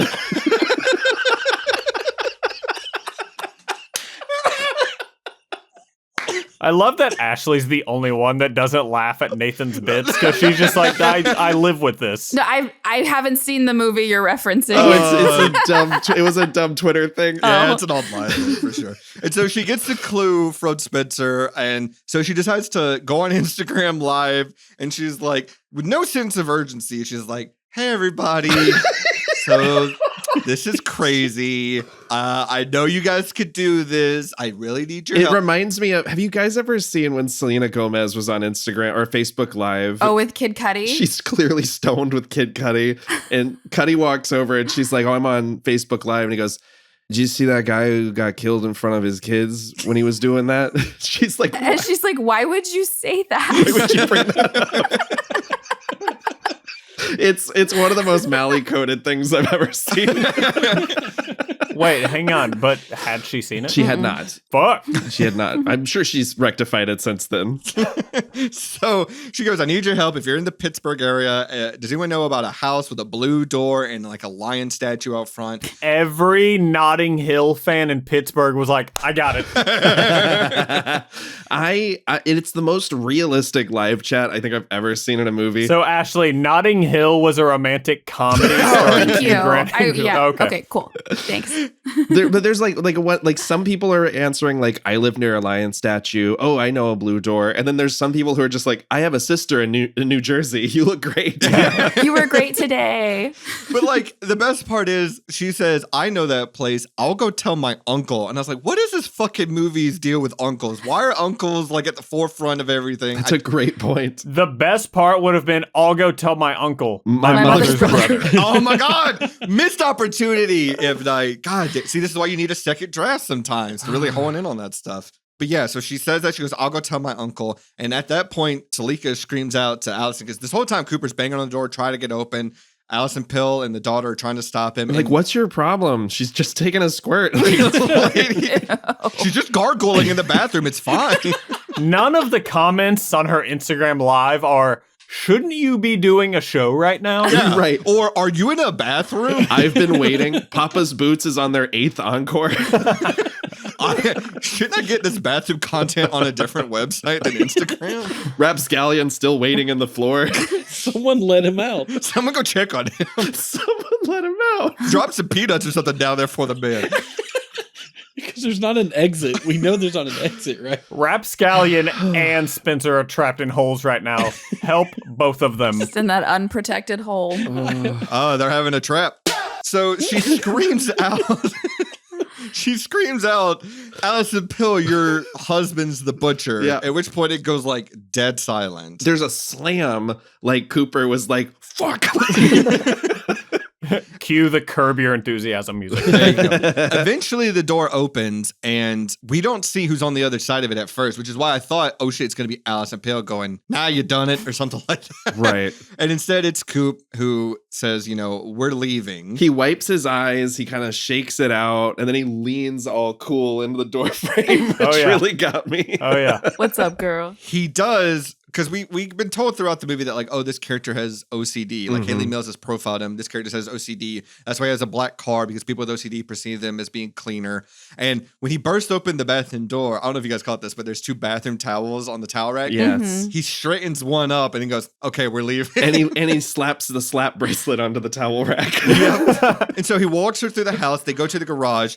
When he opens the door, I think this was a mistake that they left in, but he opens the door so hard that the tennis rackets on the wall fall down. Oh, yeah. And he goes and straightens up like the one that's still there. Yeah. It's really good. It's great. Yeah, because before this scene, they hadn't established he was fucking OCD. So they were like, oh, right, we need to make him OCD. Now we got to throw it all in. He has no OCD tendencies at the fucking arena. Nope. The only other time we really see that is when he folds his napkin after he has Shake Shack. Yep. And so he takes her to the car and he puts her in there. He gets around to the driver's seat. And then she starts acting like his mom based on what the profile told her. She Red Dragons him. Yeah, she does. Yeah. I turned to Nathan during this scene and I was like, do you think Josh Hartnett like feels how bad she is in this scene? I mean, right. Like as an actor. You gotta wonder if he's like, man, I'm pulling out all the stops and then that I gotta this is my scene partner. Yeah. Because nothing sounds natural coming out of her mouth. He was just sitting there going, it's the director's daughter. Yep. It's the director's daughter. It's the director's daughter. Well, I'm of 2 minds about it. The first being that like they're really choosing to only do like one shots as the back and forth. Yeah. So she's probably not really there giving the call and response for him to actually act off of. Right. And the second thing I'm thinking is, well, in the universe, she's supposed to be this pop star. Sure. So she probably doesn't have like the charisma of dealing with people one-on-one at this level anymore because of how famous she is, which is why she comes off as so kind of plastic. Mm-hmm. You know, that's my in-universe excuse for it, but it's not a good one. Sure. In universe, I was about to say, but also she comes off that way because she's not an actor. Yeah. You are fucking reaching. I'm stretching it. I'm stretching. Jesus Christ. And I feel bad. I don't want to like shit on her the whole time, but Well, like she's not an actor. Right. So, I she's mean, not like, an actor. She's a great singer. She's absolutely beautiful. Yeah, she's a great singer. But yeah, acting not her strong point. I mean, she's no Hartnett, but Well, we can't all be. Has he sung? Has he sung? Has Hartnett ever done a musical? Maybe. Now that I'm thinking about it, he might have done something like that. huh. But I do love this because she's pretending to be his mom, and I love that he kind of plays into it for a while because she says monsters aren't real, and it cuts back to him where the facade drops, and he says, "Yes, they are, Mom." Yeah. Like it's such a good like I know what the fuck you're doing. And then he says, "Anyway, I'm gonna do this last one, and then I'm going to kill myself." yeah, yep. And man, I love that like he puts on this tough facade right here of like knowing exactly what it is she's doing. Yeah. He rolls the garage door up and the family is standing there, and that's when you could see him break. And he shorts out. Yeah. I mean, he's like, I locked them in Riley's room, but I never. He's like, I've never thought about escape routes or not escape routes, but I've never cased my house from my own house. Right. I never looked at it from that angle. Yeah. Yeah. Which is not true because we learned this motherfucker has like a Shawshank tunnel. Has under a the tunnel. house. Yeah. So you have thought about it. Talk about a hole. Talk about a hole. Wow, what a hole. Wow. What a hole. It's my favorite. It's the best. Talk about not only the fact that this man had a secret tunnel in his house, Yeah. but the fact that it led to the neighbor's yard. Yeah. Do you know how insane it is to build a tunnel like that without anyone knowing? Please explain. As someone who tried actively as a child, difficult. Very difficult. Where do you I mean, I've watched The Great Escape, so I know. Like, where do you move all the dirt? Yeah. Like, how do you do it without anyone knowing about it? Yeah. The structural integrity of it. It's nuts. But There's like, unprotected holes all over this fucking movie, so many. especially in the plot. in the universe. But he's a firefighter, you know? You're a firefighter. They love holes. JT, my father was a firefighter for like 3 decades. He ain't building a fucking tunnel in the backyard. He could dig a hole. That was a joke. So he gets out of the car. Well, Lady Raven gets out of the car. She goes to dance with the family. Sorry. It just occurred to me at the end of this movie, he should have used some of his firefighter skills. Like the SWAT team shows up and he just pulls out a giant hose. It should have been like the scene in Halloween Kills, like where they try to take him down. Yeah. Yeah. Wait, can we talk about him getting out of the fucking car? We will. We're almost there. It's I know. We'll get there. And so the family is there. The cops all swarm the house. Yeah. He closes the garage door. We see him cleaning up, and then the SWAT team storms in. Yeah. They're like, we can't find him. There is a tunnel we found. Just like Nacho Libre. They put the family in the car, drive them to safety. They put Lady Raven back in the car with her limo driver. The limo driver gets out of the car at the request of a SWAT team guy. Right. He's like, it's okay. I got it. I'll take it from here. And the driver's like, okay. So how does Jeremiah get home? He's just stuck there, man. It's fucked up. And so the driver that drives Lady Raven away, turns out it's actually Cooper. Uh-oh. He is in a SWAT team gear. He handcuffs her to the door. Where did he get the fucking SWAT outfit? Couldn't tell you. He had it. He's a firefighter. He's a firefighter. JT is trying. Sometimes you gotta rush in there with a shield and a baton to fight the fire. Gotta beat that fire down. It answers every question. That fire's gotta stop resisting. That's all I know. Fire, I need you to get down on the fucking ground. Getting real borderline here. The way he tries to get away is, like I said, he handcuffs Lady Raven. He drives downtown for some reason and gets stuck in traffic. Yeah. And so, like, everyone sees a limousine. They're like, who could this be? Lady Raven manages to get the window down briefly. People see her in there, so they start storming the fucking limo. Because they're pissed because they were all at the show and she didn't show up. Where were you? Imagine the SWAT team shows up, opens fire on the vehicle, and imagine being the confused fan who didn't see Lady Raven get out the other side, Right. who thinks the SWAT team is taking her out. So, yeah, Lady Raven manages to escape. And then, yeah, there's people on the other side of the limo as they're shooting it. So, like, these cops they're real good with their fucking accuracy, I'll say that. But Well, and this takes place in Pittsburgh too. Like, this isn't Philadelphia. Like, you can't just do that. Not like the Eagles just won. to answer your question, Mally, I don't know how the fuck Cooper gets out of this limousine without anyone knowing. He pulls the old armor full of shirts trick. So he's in SWAT gear. The police are surrounding the limousine. Seemingly, they see him. And then when they go to open the door to the limo, it's just like they said, oh, he propped up the suit. So there's like a stick with a helmet on it and everything. Yeah. No, he didn't. He's Michael Myers. That's the only way I could fucking explain it, because I don't have any other explanation how he was able to get out of this limousine without anybody knowing. But also imagine if the way he had to escape was putting on the merch that was in the back seat, and he's just like, He did! I know. So that means at least for a little while, this man is wearing like a youth large. Yeah. Guys, he dug a hole under the limousine. There you go. And dug his way out. There you go. Oh, he Nick Fury'd it. And speaking of Michael Myers, there is a deleted scene here where Buddy, I got it. Oh, it's fucking crazy. He gets out of the crowd like he's fucking Ezio, like it's fucking Assassin's Creed. They cut things out of this movie? Mally, I don't know if you've seen this, but no, there is a scene here where Cooper Trapp basically goes full on Michael Myers. He does. It is a Michael Myers move. It's a deleted scene. We have to watch this. You have to see it. Fucking play that shit, sir. There's like books. The Halloween theme will be playing right now. Yeah. As it zooms out. It's only a SWAT helmet and gear propped up. There's no one in the limousine. I don't know how he gets out of this limousine. No. He must have been with the crowd when we pulled him away from the limo. No. Not at all. That 80-yard line does not cover this. So I'll describe, if you're just listening, you haven't seen the scene. So it basically plays out like the scene does in the movie, where he gets out, he manages to sneak through the crowd, but instead this time, Haley Mills spots him. Again, she doesn't know I don't think at this point she knows what Cooper looks like, right? Because No. he's evaded the police this entire time. But she spots a guy and she decides to follow him, and that's where we're at in the scene. Nice to meet you, Cooper. Nice to meet you, Cooper. Stop right now. He takes a woman hostage with a knife Here she comes. in this giant crowd. Well, if that guy behind Haley Mills pulls the trigger, he's shooting Haley Mills in the head. Yep. Yep.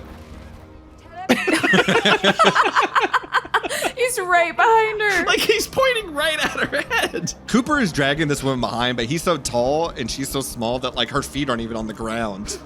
Oh, they have, I mean, except for the guy pointed at Haley Mills' head, they have a clear shot. They have a headshot. Which technically he has a clear shot too, just of the wrong person. This is also the first time I realized that Lady Raven's dressed like one of the twins from Matrix Reloaded. Coop ducks into a clothing store, shuts off all the lights. It's like a clothing store. Everyone's in there. They're confused why the lights got turned off. Dude, watch this, Mally. This is insane. This is why M. Night needs to direct a Halloween movie. Is that rolled from Letterkenny? It is. Oh my god. Wow. He smashes down the cashier's head against the counter like Michael Myers does. Yeah. Everyone storms out. The store is called Peggy's. If he pretends to be a fucking mannequin, I'm gonna lose it. Oh, that would be so good. Just wait. He's hiding in a closet with E.T. and a bunch of stuffed animals. He's going to be a fucking mannequin, isn't he? I'm upset that Rold got cut out. JT, shut the fuck up. I really gotta find my bingo card. Stuart.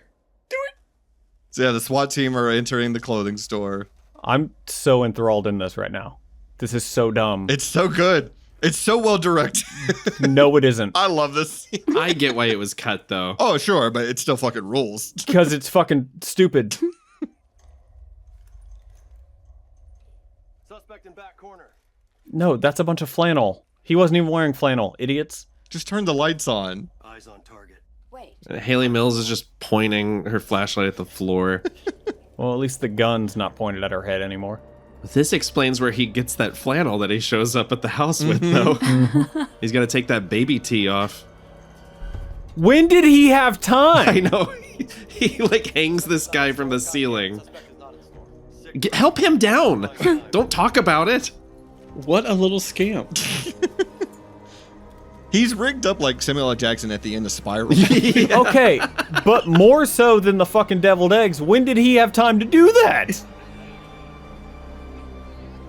There's so many other scenes that could have been cut to put this in. Yeah, like 90% of the movie. Well, the thing is, like, in that scene, he goes to the department store, he opens the back door, sees a clear escape, closes the door, and then just decides to assault this man for no reason. He's a scamp. And then he still gets out in the same exact way. He still could have got through the back door. That's crazy. It is a Michael Myers move. He's teleporting all over the place. He's like, let me get one more in before I get arrested.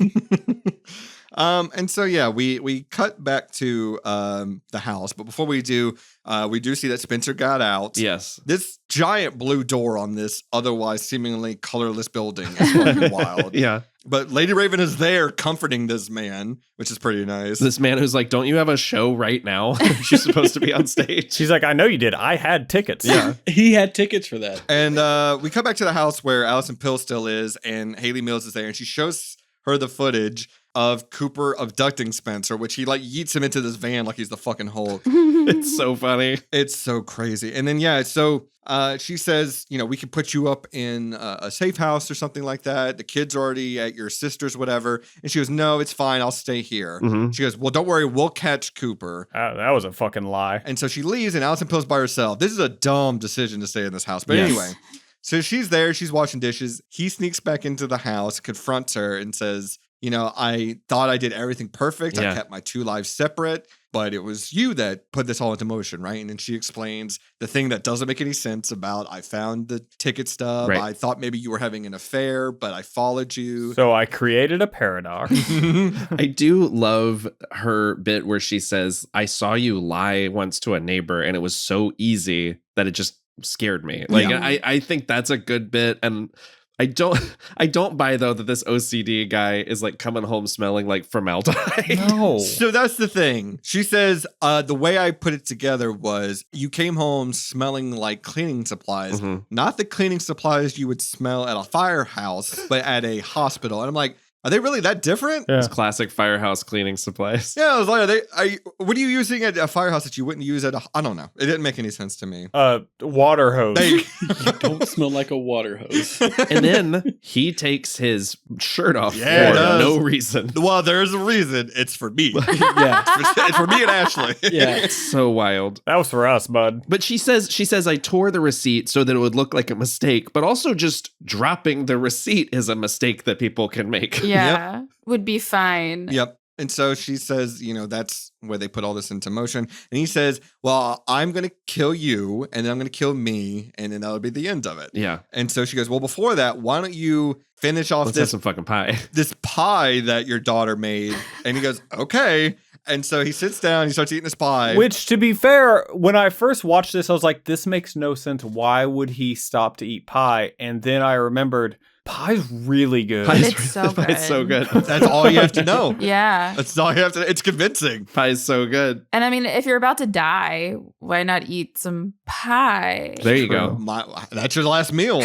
Yeah. Do they specify what kind of pie it is? I don't think they do. It truly looks like one of those Marie Callender's pies that you get at like Winn-Dixie, which are good. I'll tell you one thing. It looked a lot better than that pie from Soft and Quiet. That's all I'll say. Oof, yeah. I'm going to assume it's coconut cream pie. It might be. It kind of did look like that. You okay, Nathan? Nathan did not agree with that. I was just taking a sip of my drink and then Mally said the word cream pie.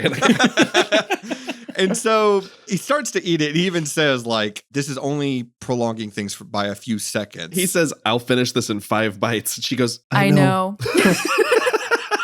It's my favorite exchange in the movie. It's Han Solo and Princess Leia all over again. See, I took it as like that's a running issue in their relationship is that he always eats his pie too fast. Yeah. I'm always telling you to make them larger slices.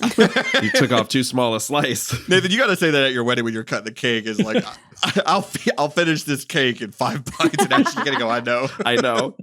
But you have to be shirtless. Then you Hell take off your shirt to the yeah. wedding. I guess I have to now.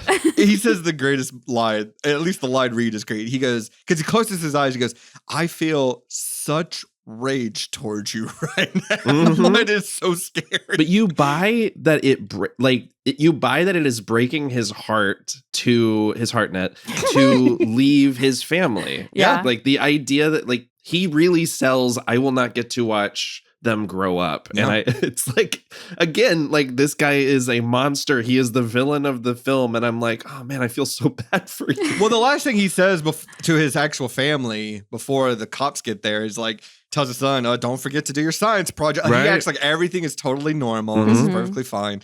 And so like he finishes the pie, and as he finishes it, he looks down at the plate and he wipes his fingers across it and he goes, when did you do it or whatever? And basically it's revealed that Allison Pie put Allison Pie. Allison Pie put some kind of drug in the pie that he used to abduct people. And she goes, is this what you used on them? He goes, well, it's only to calm them down. Yeah. You know, to subdue them before he kidnapped them. Did she put it in the crust? Because it's like crushed up. It's like a graham cracker crust. Yeah, I think she sprinkled it on top because it's not on hers. Okay. Yeah, because she's eating the pie too. Yeah, I think she just like cut it and then like maybe like it looked like powdered sugar or something. Right. Yeah. I don't know. On a coconut cream pie? That's weird. I feel like I'd taste it. I don't know. They don't even really say specifically what the drug is. Not if you're wolfing it down in 5 bites. That's like, true. I'll tell you, he's not savoring it. That's true. Listen, While shirtless. While shirtless. I'm going to say something that's a little wild. I think 5 bites is a perfectly adequate amount to eat a piece of pie with. Yeah, a little tiny piece of pie. If she said you'll finish it in 2 bites, I'm like, God damn. Okay, now we're talking. He just fucking houses this pie. He just Scooby-Doo's it in 1 bite. She shoves it down. It depends on the pie. Like, well, I mean, this kind of opens the question: is cheesecake pie? But It's not. It's got the word cake right into there, buddy. man, I don't know. It's pie shaped. I feel like it's kind of pie-ish. It's pie-ish for sure. Pie-ish. Pie adjacent. Yeah, pie parallel. but like, I don't know. Like a slice of cheesecake. I don't know. I don't know if I'm killing that in 5 bites. It's too rich. Yeah, you got to enjoy it. Absolutely. So he stands up. He stands up because he sees his mom, a vision of his mom in the doorway, who's confronting I him. don't want some fucking pie. He goes to approach her. That sounds really good. He goes to approach her, and this is wild because as he steps into the living room, these SWAT team members take these taser guns, shoot him with it. He resists it, walks over to the guy on the left, and gouges his fucking eyes out. Which he is drugged still. He's drugged and he has like 4 tasers attached to him. They tase him for so long. Well, he's a firefighter. You keep saying he's a firefighter like that explains anything. It doesn't. Yeah, they hand out PCP at the firehouse. Like, we gotta like revisit this movie. Get my dad on this motherfucker. there Like, you go. I got questions for you, Den. How much drugs do you do at the firehouse? How many tunnels are you building?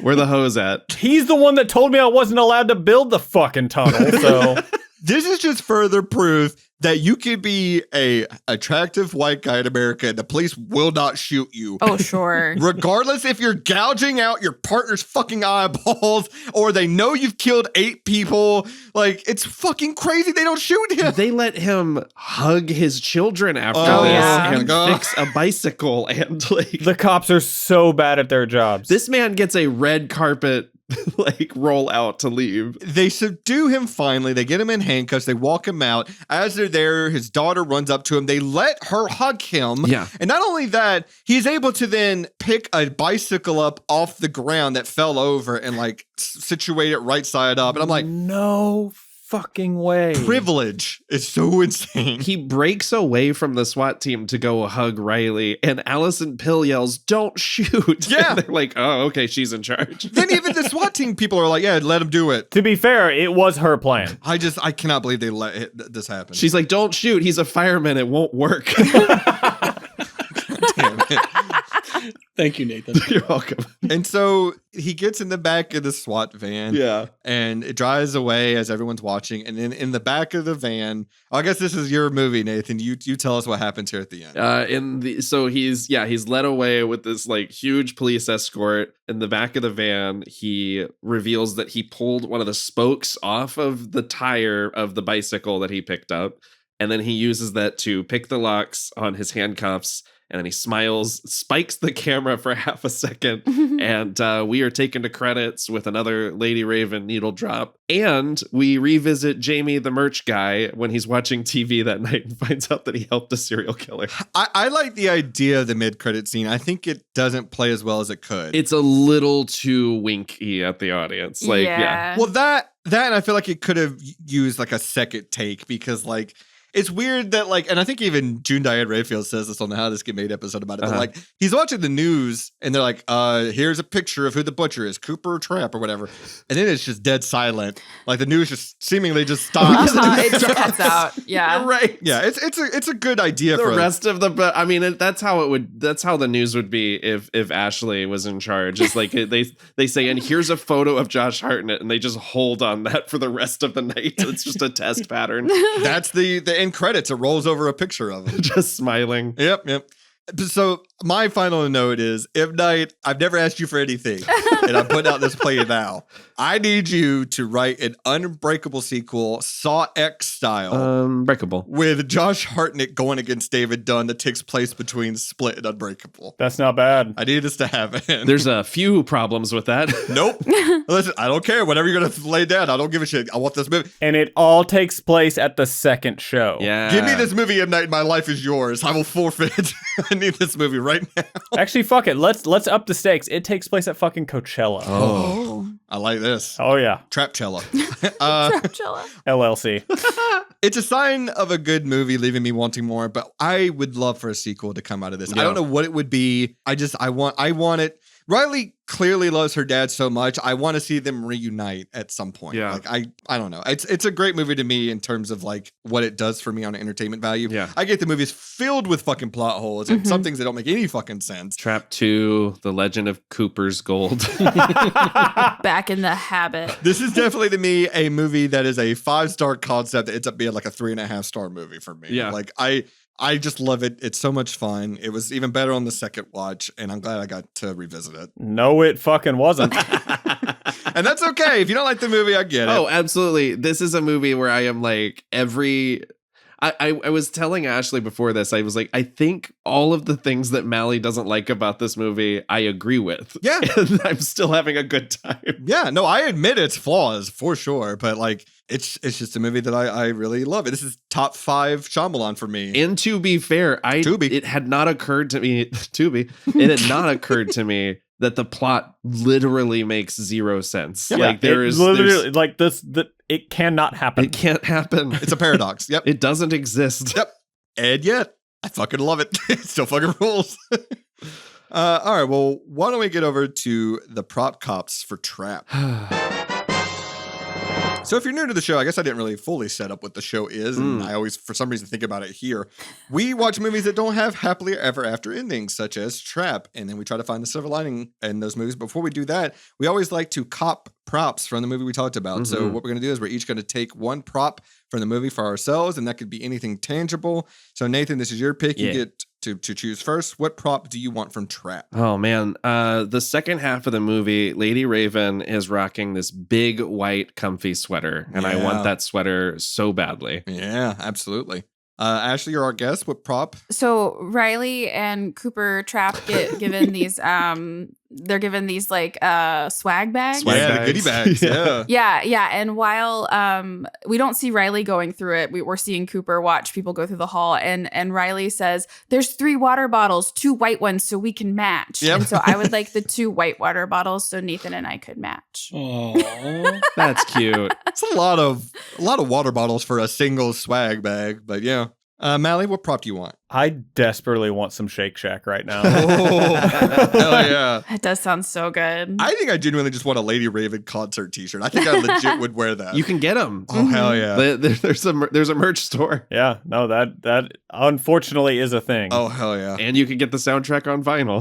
Nah, that I'm okay with that. Fair enough. JT, what prop do you want? deviled eggs, potato skins, pie.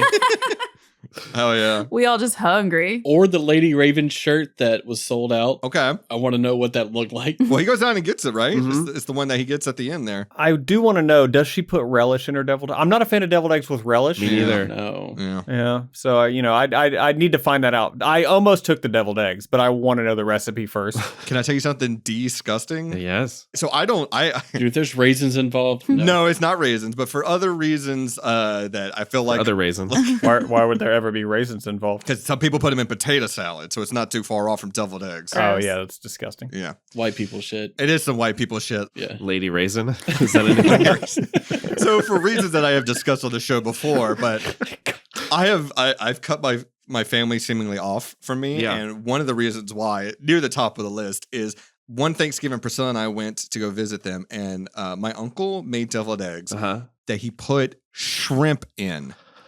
And I thought I was going to pass out from choking. I got to sit up. Hold on.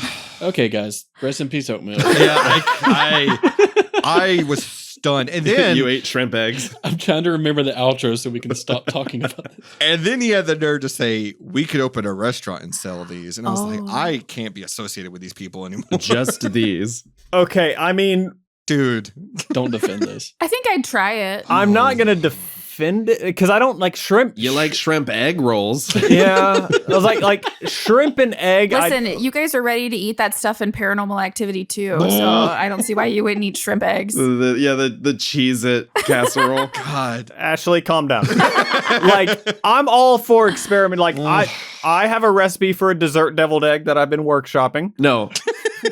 We got to hear about this. Yeah, French toast deviled eggs. Think about it. It makes sense. This has got to be a Patreon exclusive when you get this recipe ready. We got to put this up there. Nathan looks so confused. He does. His brain's not working. I'd try it. Nathan, think about it. Yeah, I'd try it. You see where I'm going. But shrimp and egg, I don't know. It's a trap. Butt shrimp. Butt shrimp. No, that's the part you need to take off the shrimp. Oh, God damn it. Okay. Well, let's get over to bit part. That took me a second. Yeah. They're at the concert and every seat is full. So there you go. Wow. That really got Ashley. Anything Forrest Gump makes me laugh hysterically. Anything? Anything? The whole in the whole movie? All of it. The AIDS death of Sally. Vietnam. We did an episode once where Ashley said, I was talking to somebody about Forrest Gump the other day, and I said, "What do you mean? Like, why are you? Don't do that." So, bit part, there's a ton of people in this movie that aren't Josh Hartnett or Allison Pill or Salika. Yeah, and preferably they have no names. Maybe they have a line or two, but we're going to fantasy cast ourselves in one of those roles. There's a number of choices here. So, Nathan, who is your bit part? At the beginning of the movie, they go to see Lady Raven get off her tour bus, and there's like, this is the first one I wrote down. Damn it. There's a guy who steps out, and everyone boos him, and he just kind of waves. That's who I want to be. That's so funny. Mally, who do you want to be? So all of my show ending things kind of have a theme. So there's a guy in line at the Shake Shack. Okay. And I want to be that man. All right. I want to be the guy who's next in line at Shake Shack. Yeah. Like that anticipation, like mouth's already watering. Whew. Oh, that's good. I want to be the photo of the guy that Cooper killed, the SWAT team member holds up during the meeting. Oh, God. Yeah. He's like, this is what he did to him. I want to be that guy. Wait, the one that's in the guy's helmet? Like you want to be the body parts in the bags? No, the cop holds it up and he goes, here's a photo of one of his victims. He was teacher of the year at the school where he works. I want to be in that photo. Plot twist. It was an online school. He was the only employee. Ashley, who do you want to be? When she's doing the Facebook Live or Instagram Live or whatever she's doing, I want to be the commenter that just says "Broken Lion, Blue Door." If you read those messages, they're so great. There's one that goes, "I think it's really her." I'm like, obviously, she's doing it from her profile. Yes. Yeah. What are you talking about? And that's like another thing that like M. Night's so out of touch. The fact that this super famous person goes live on Instagram and not a single comment says "show us your feet." Yeah. Bullshit. Or a slur. No one says first. Yeah. There's nothing like that on there. JT, who are you going to be? Okay, so shortly after the security guard guy that gets booed, there's a scene where she waves back at her fans, and this girl's just like, she waved at me. Yeah. Sweet, poor, sad little summer child. The bit when Lady Raven meets Spencer, he's standing next to two police officers, and the male police officer looks so fucking confused about what's happening. Like he's just kind of looking around like, who are any of these people? I feel like you would be probably. Yeah. Don't you have a show right now? Yeah, right. That dude got called in. Yeah. Like he has no idea what's going on. Yeah. Imagine you were the first responder at a hostage situation, and then fucking Lady Gaga pulls up and she goes, "I'll take it from here, guys." Oh yeah. I've done my research. Oh yeah. Well then, rah, rah, rah, rah, rah.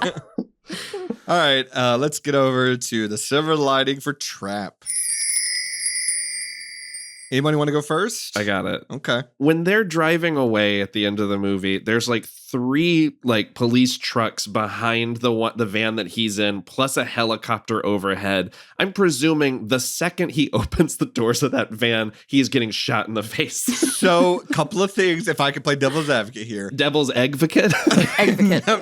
Number 1. Okay, Keanu. If this movie taught us anything, it's that bullets don't work on Cooper because no one can ever point a gun at him and shoot it. And he's a firefighter. Number 2, I will remind you of the scene where he was literally sitting in the driver's seat of a limousine with cops surrounding it, and he still managed to somehow escape out of Sure.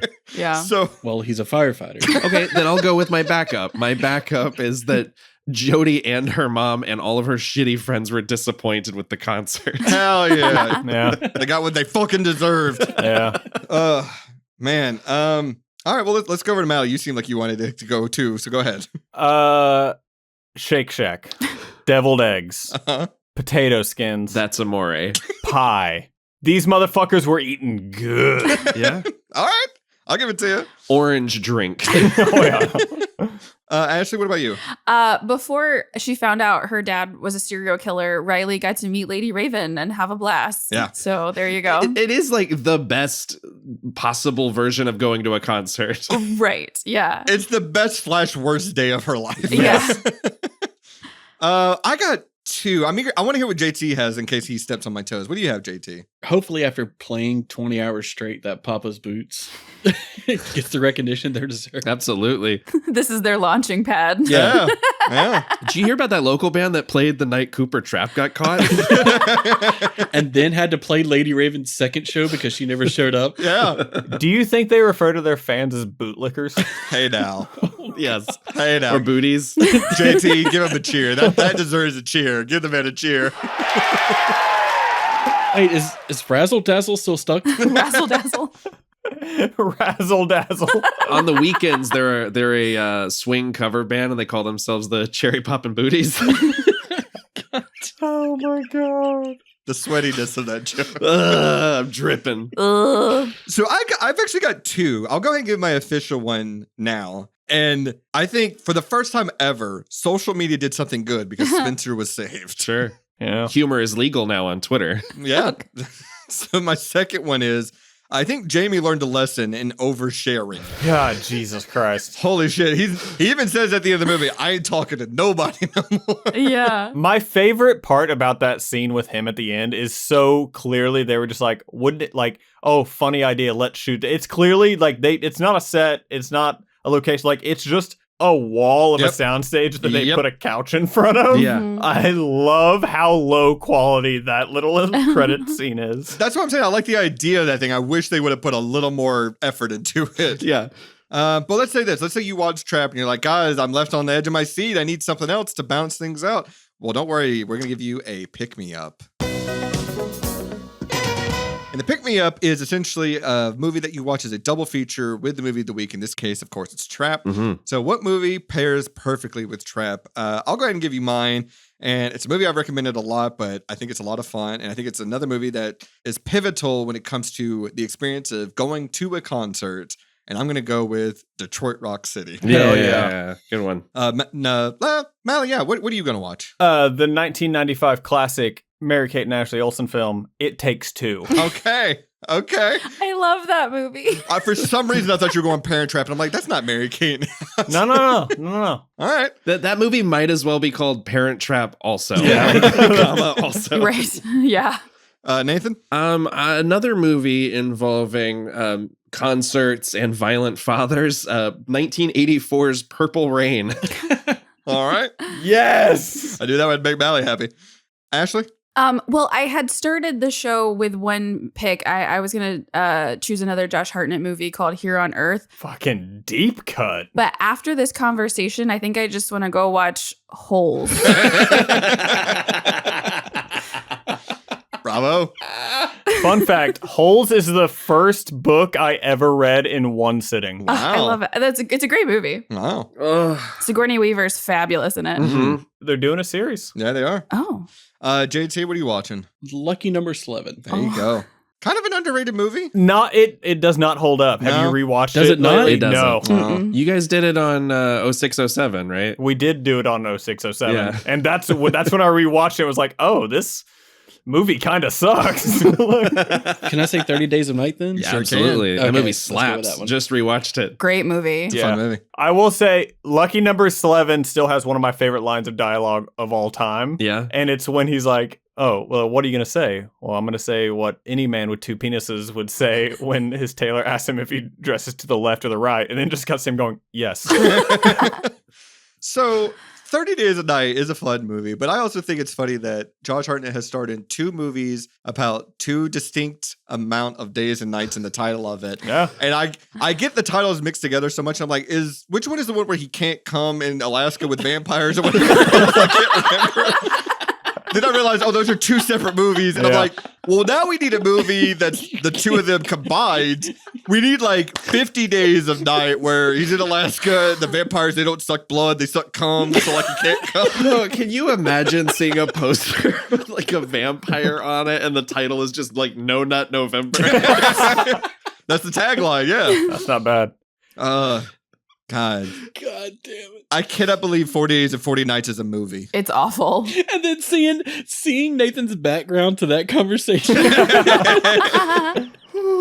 Alternate pick me up, even though it's not really a pick me up, and we could probably do it on the show. Wicker Park. Oh, I yeah. love Wicker Park. That movie fucking rules. Yeah. We've been talking about rewatching that. Yeah, that's a great movie. See, that's one I want to rewatch. I'm like, does that still hold up? I'm curious. I'd be curious. Yeah. And Matthew Lillard's great in that movie. Yeah. I mean, it's Matthew Lillard. He's great in everything. He's always great. Yeah. I cannot believe 40 Days and 40 Nights is a movie that got greenlit and put into theaters because It was the early 2000s. I Anything know. was okay. We were putting everything in theaters, bud. And also Halloween H2O. Like, what's the movie where if Josh Hartnett comes, Michael Myers will find him in Alaska? In Alaska. But I'm also like, the pitch of that movie is, hey, what if a dude couldn't come?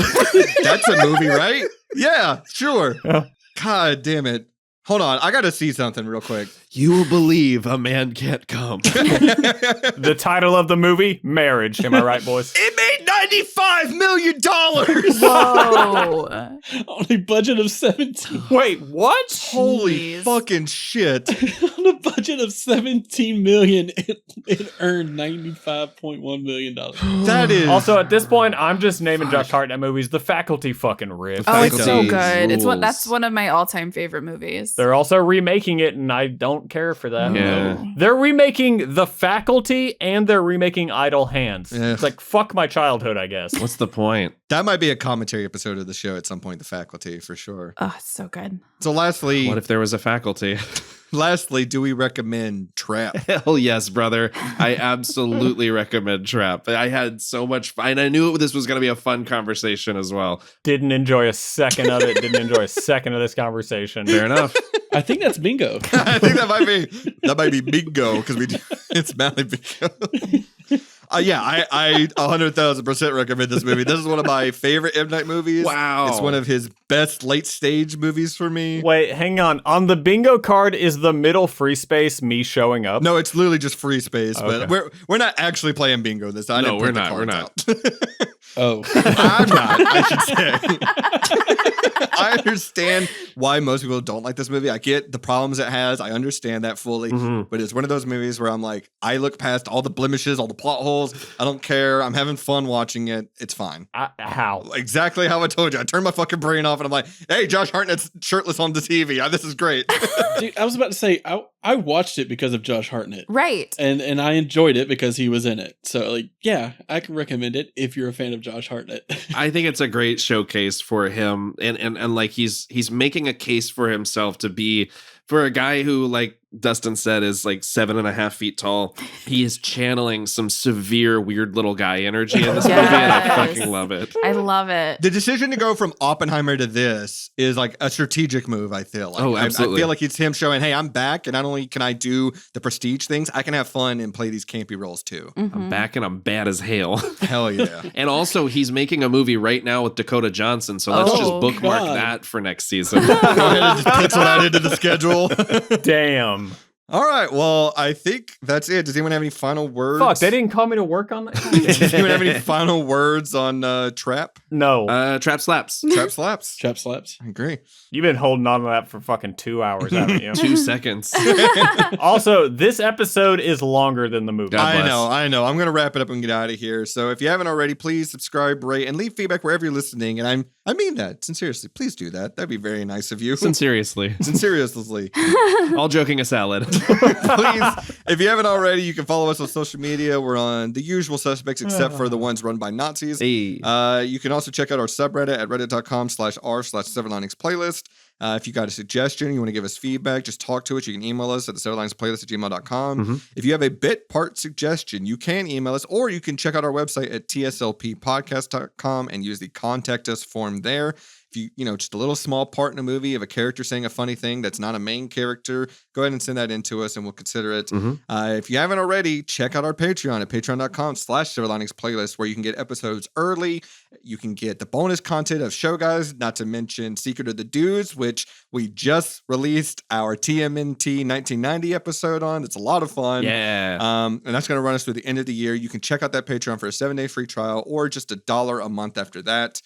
Plus, you can also get all the Show Guys, 16 episodes. If you can fucking believe we managed to talk about Showgirls for 16 episodes. How? I truly don't know. Dustin told me that we'd been doing the show for 7 months, and I was like, what are you fucking talking about? And lastly, the poll just ended when this comes out for our 200th episode that we're going to be doing. So, did we win? We'll find out. We don't know yet. We're recording this in the past. Stay tuned for that. We'll announce who that winner is on the 199th episode of the show, which comes out March 31st. And if enough people voted, I'm assuming we'll do a second afternoon show. Like cover the other movie. Hold your breath for whatever the second show will be, the second movie. Do I find out on the 199th episode too? You sure do. You sure do. Fuck. Ashley, thank you so much for coming on and talking about Trap with us. Please, Yeah. if you got anything you want to plug, your other shows, or anything you have coming up, let us know. Impending marriages. Yeah, there's that. That's coming up. I like the impending. That's threatening. Impending marriage. Yeah, that's happening. And then Nathan and I have a podcast called Oh, That's a Scary Movie, where we talk about scary movies. Oh. Yeah. And then I have a podcast called Southern Haunts, where I talk about spooky things. So yeah, check that out. Hell yeah, brother. Or sister, I guess. Either one. Well, that's Trap. Thank you so much for listening, everybody. And the last thing we have to do before we get out of here is I got to give you a clue for what we're talking about next week. And I'm kind of sad because I didn't have a chance to revisit this movie before I picked my clue. But the one thing that I remember about this movie that sticks in my mind is don't store chocolate in your pocket. Okay. And that's all I got to say. We'll find out what that is next week. And yeah, it's a franchise we've long threatened to do, and finally we're doing one. Yes. So there you go. Yeah. The next episode might have you singing, "Ooh, baby, ooh, baby." I couldn't remember if that one was in this movie. It's in that. Okay. Oh, boy. We got a lot to talk about. Oh, I just remembered what it is. We got a lot to talk about next Sorry. week. I love that Ashley knows our schedule better than I do. We literally were talking about it yesterday, and I was like, oh, that's the one I like. It is. I just had to go look at the schedule to see which one it was. I think we're going to make some people upset at the fact that we're doing that one first. But we'll see. We'll see. So rest in peace, Oatmeal. And as always, I'm deli prepped.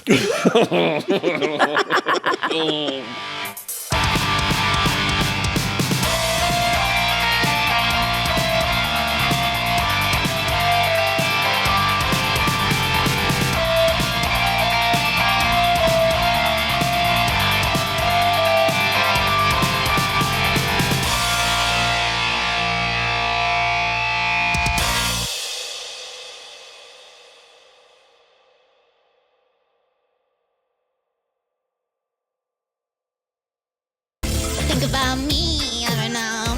I saw my espresso coming on heat. I'm on, I'm on here, let's go.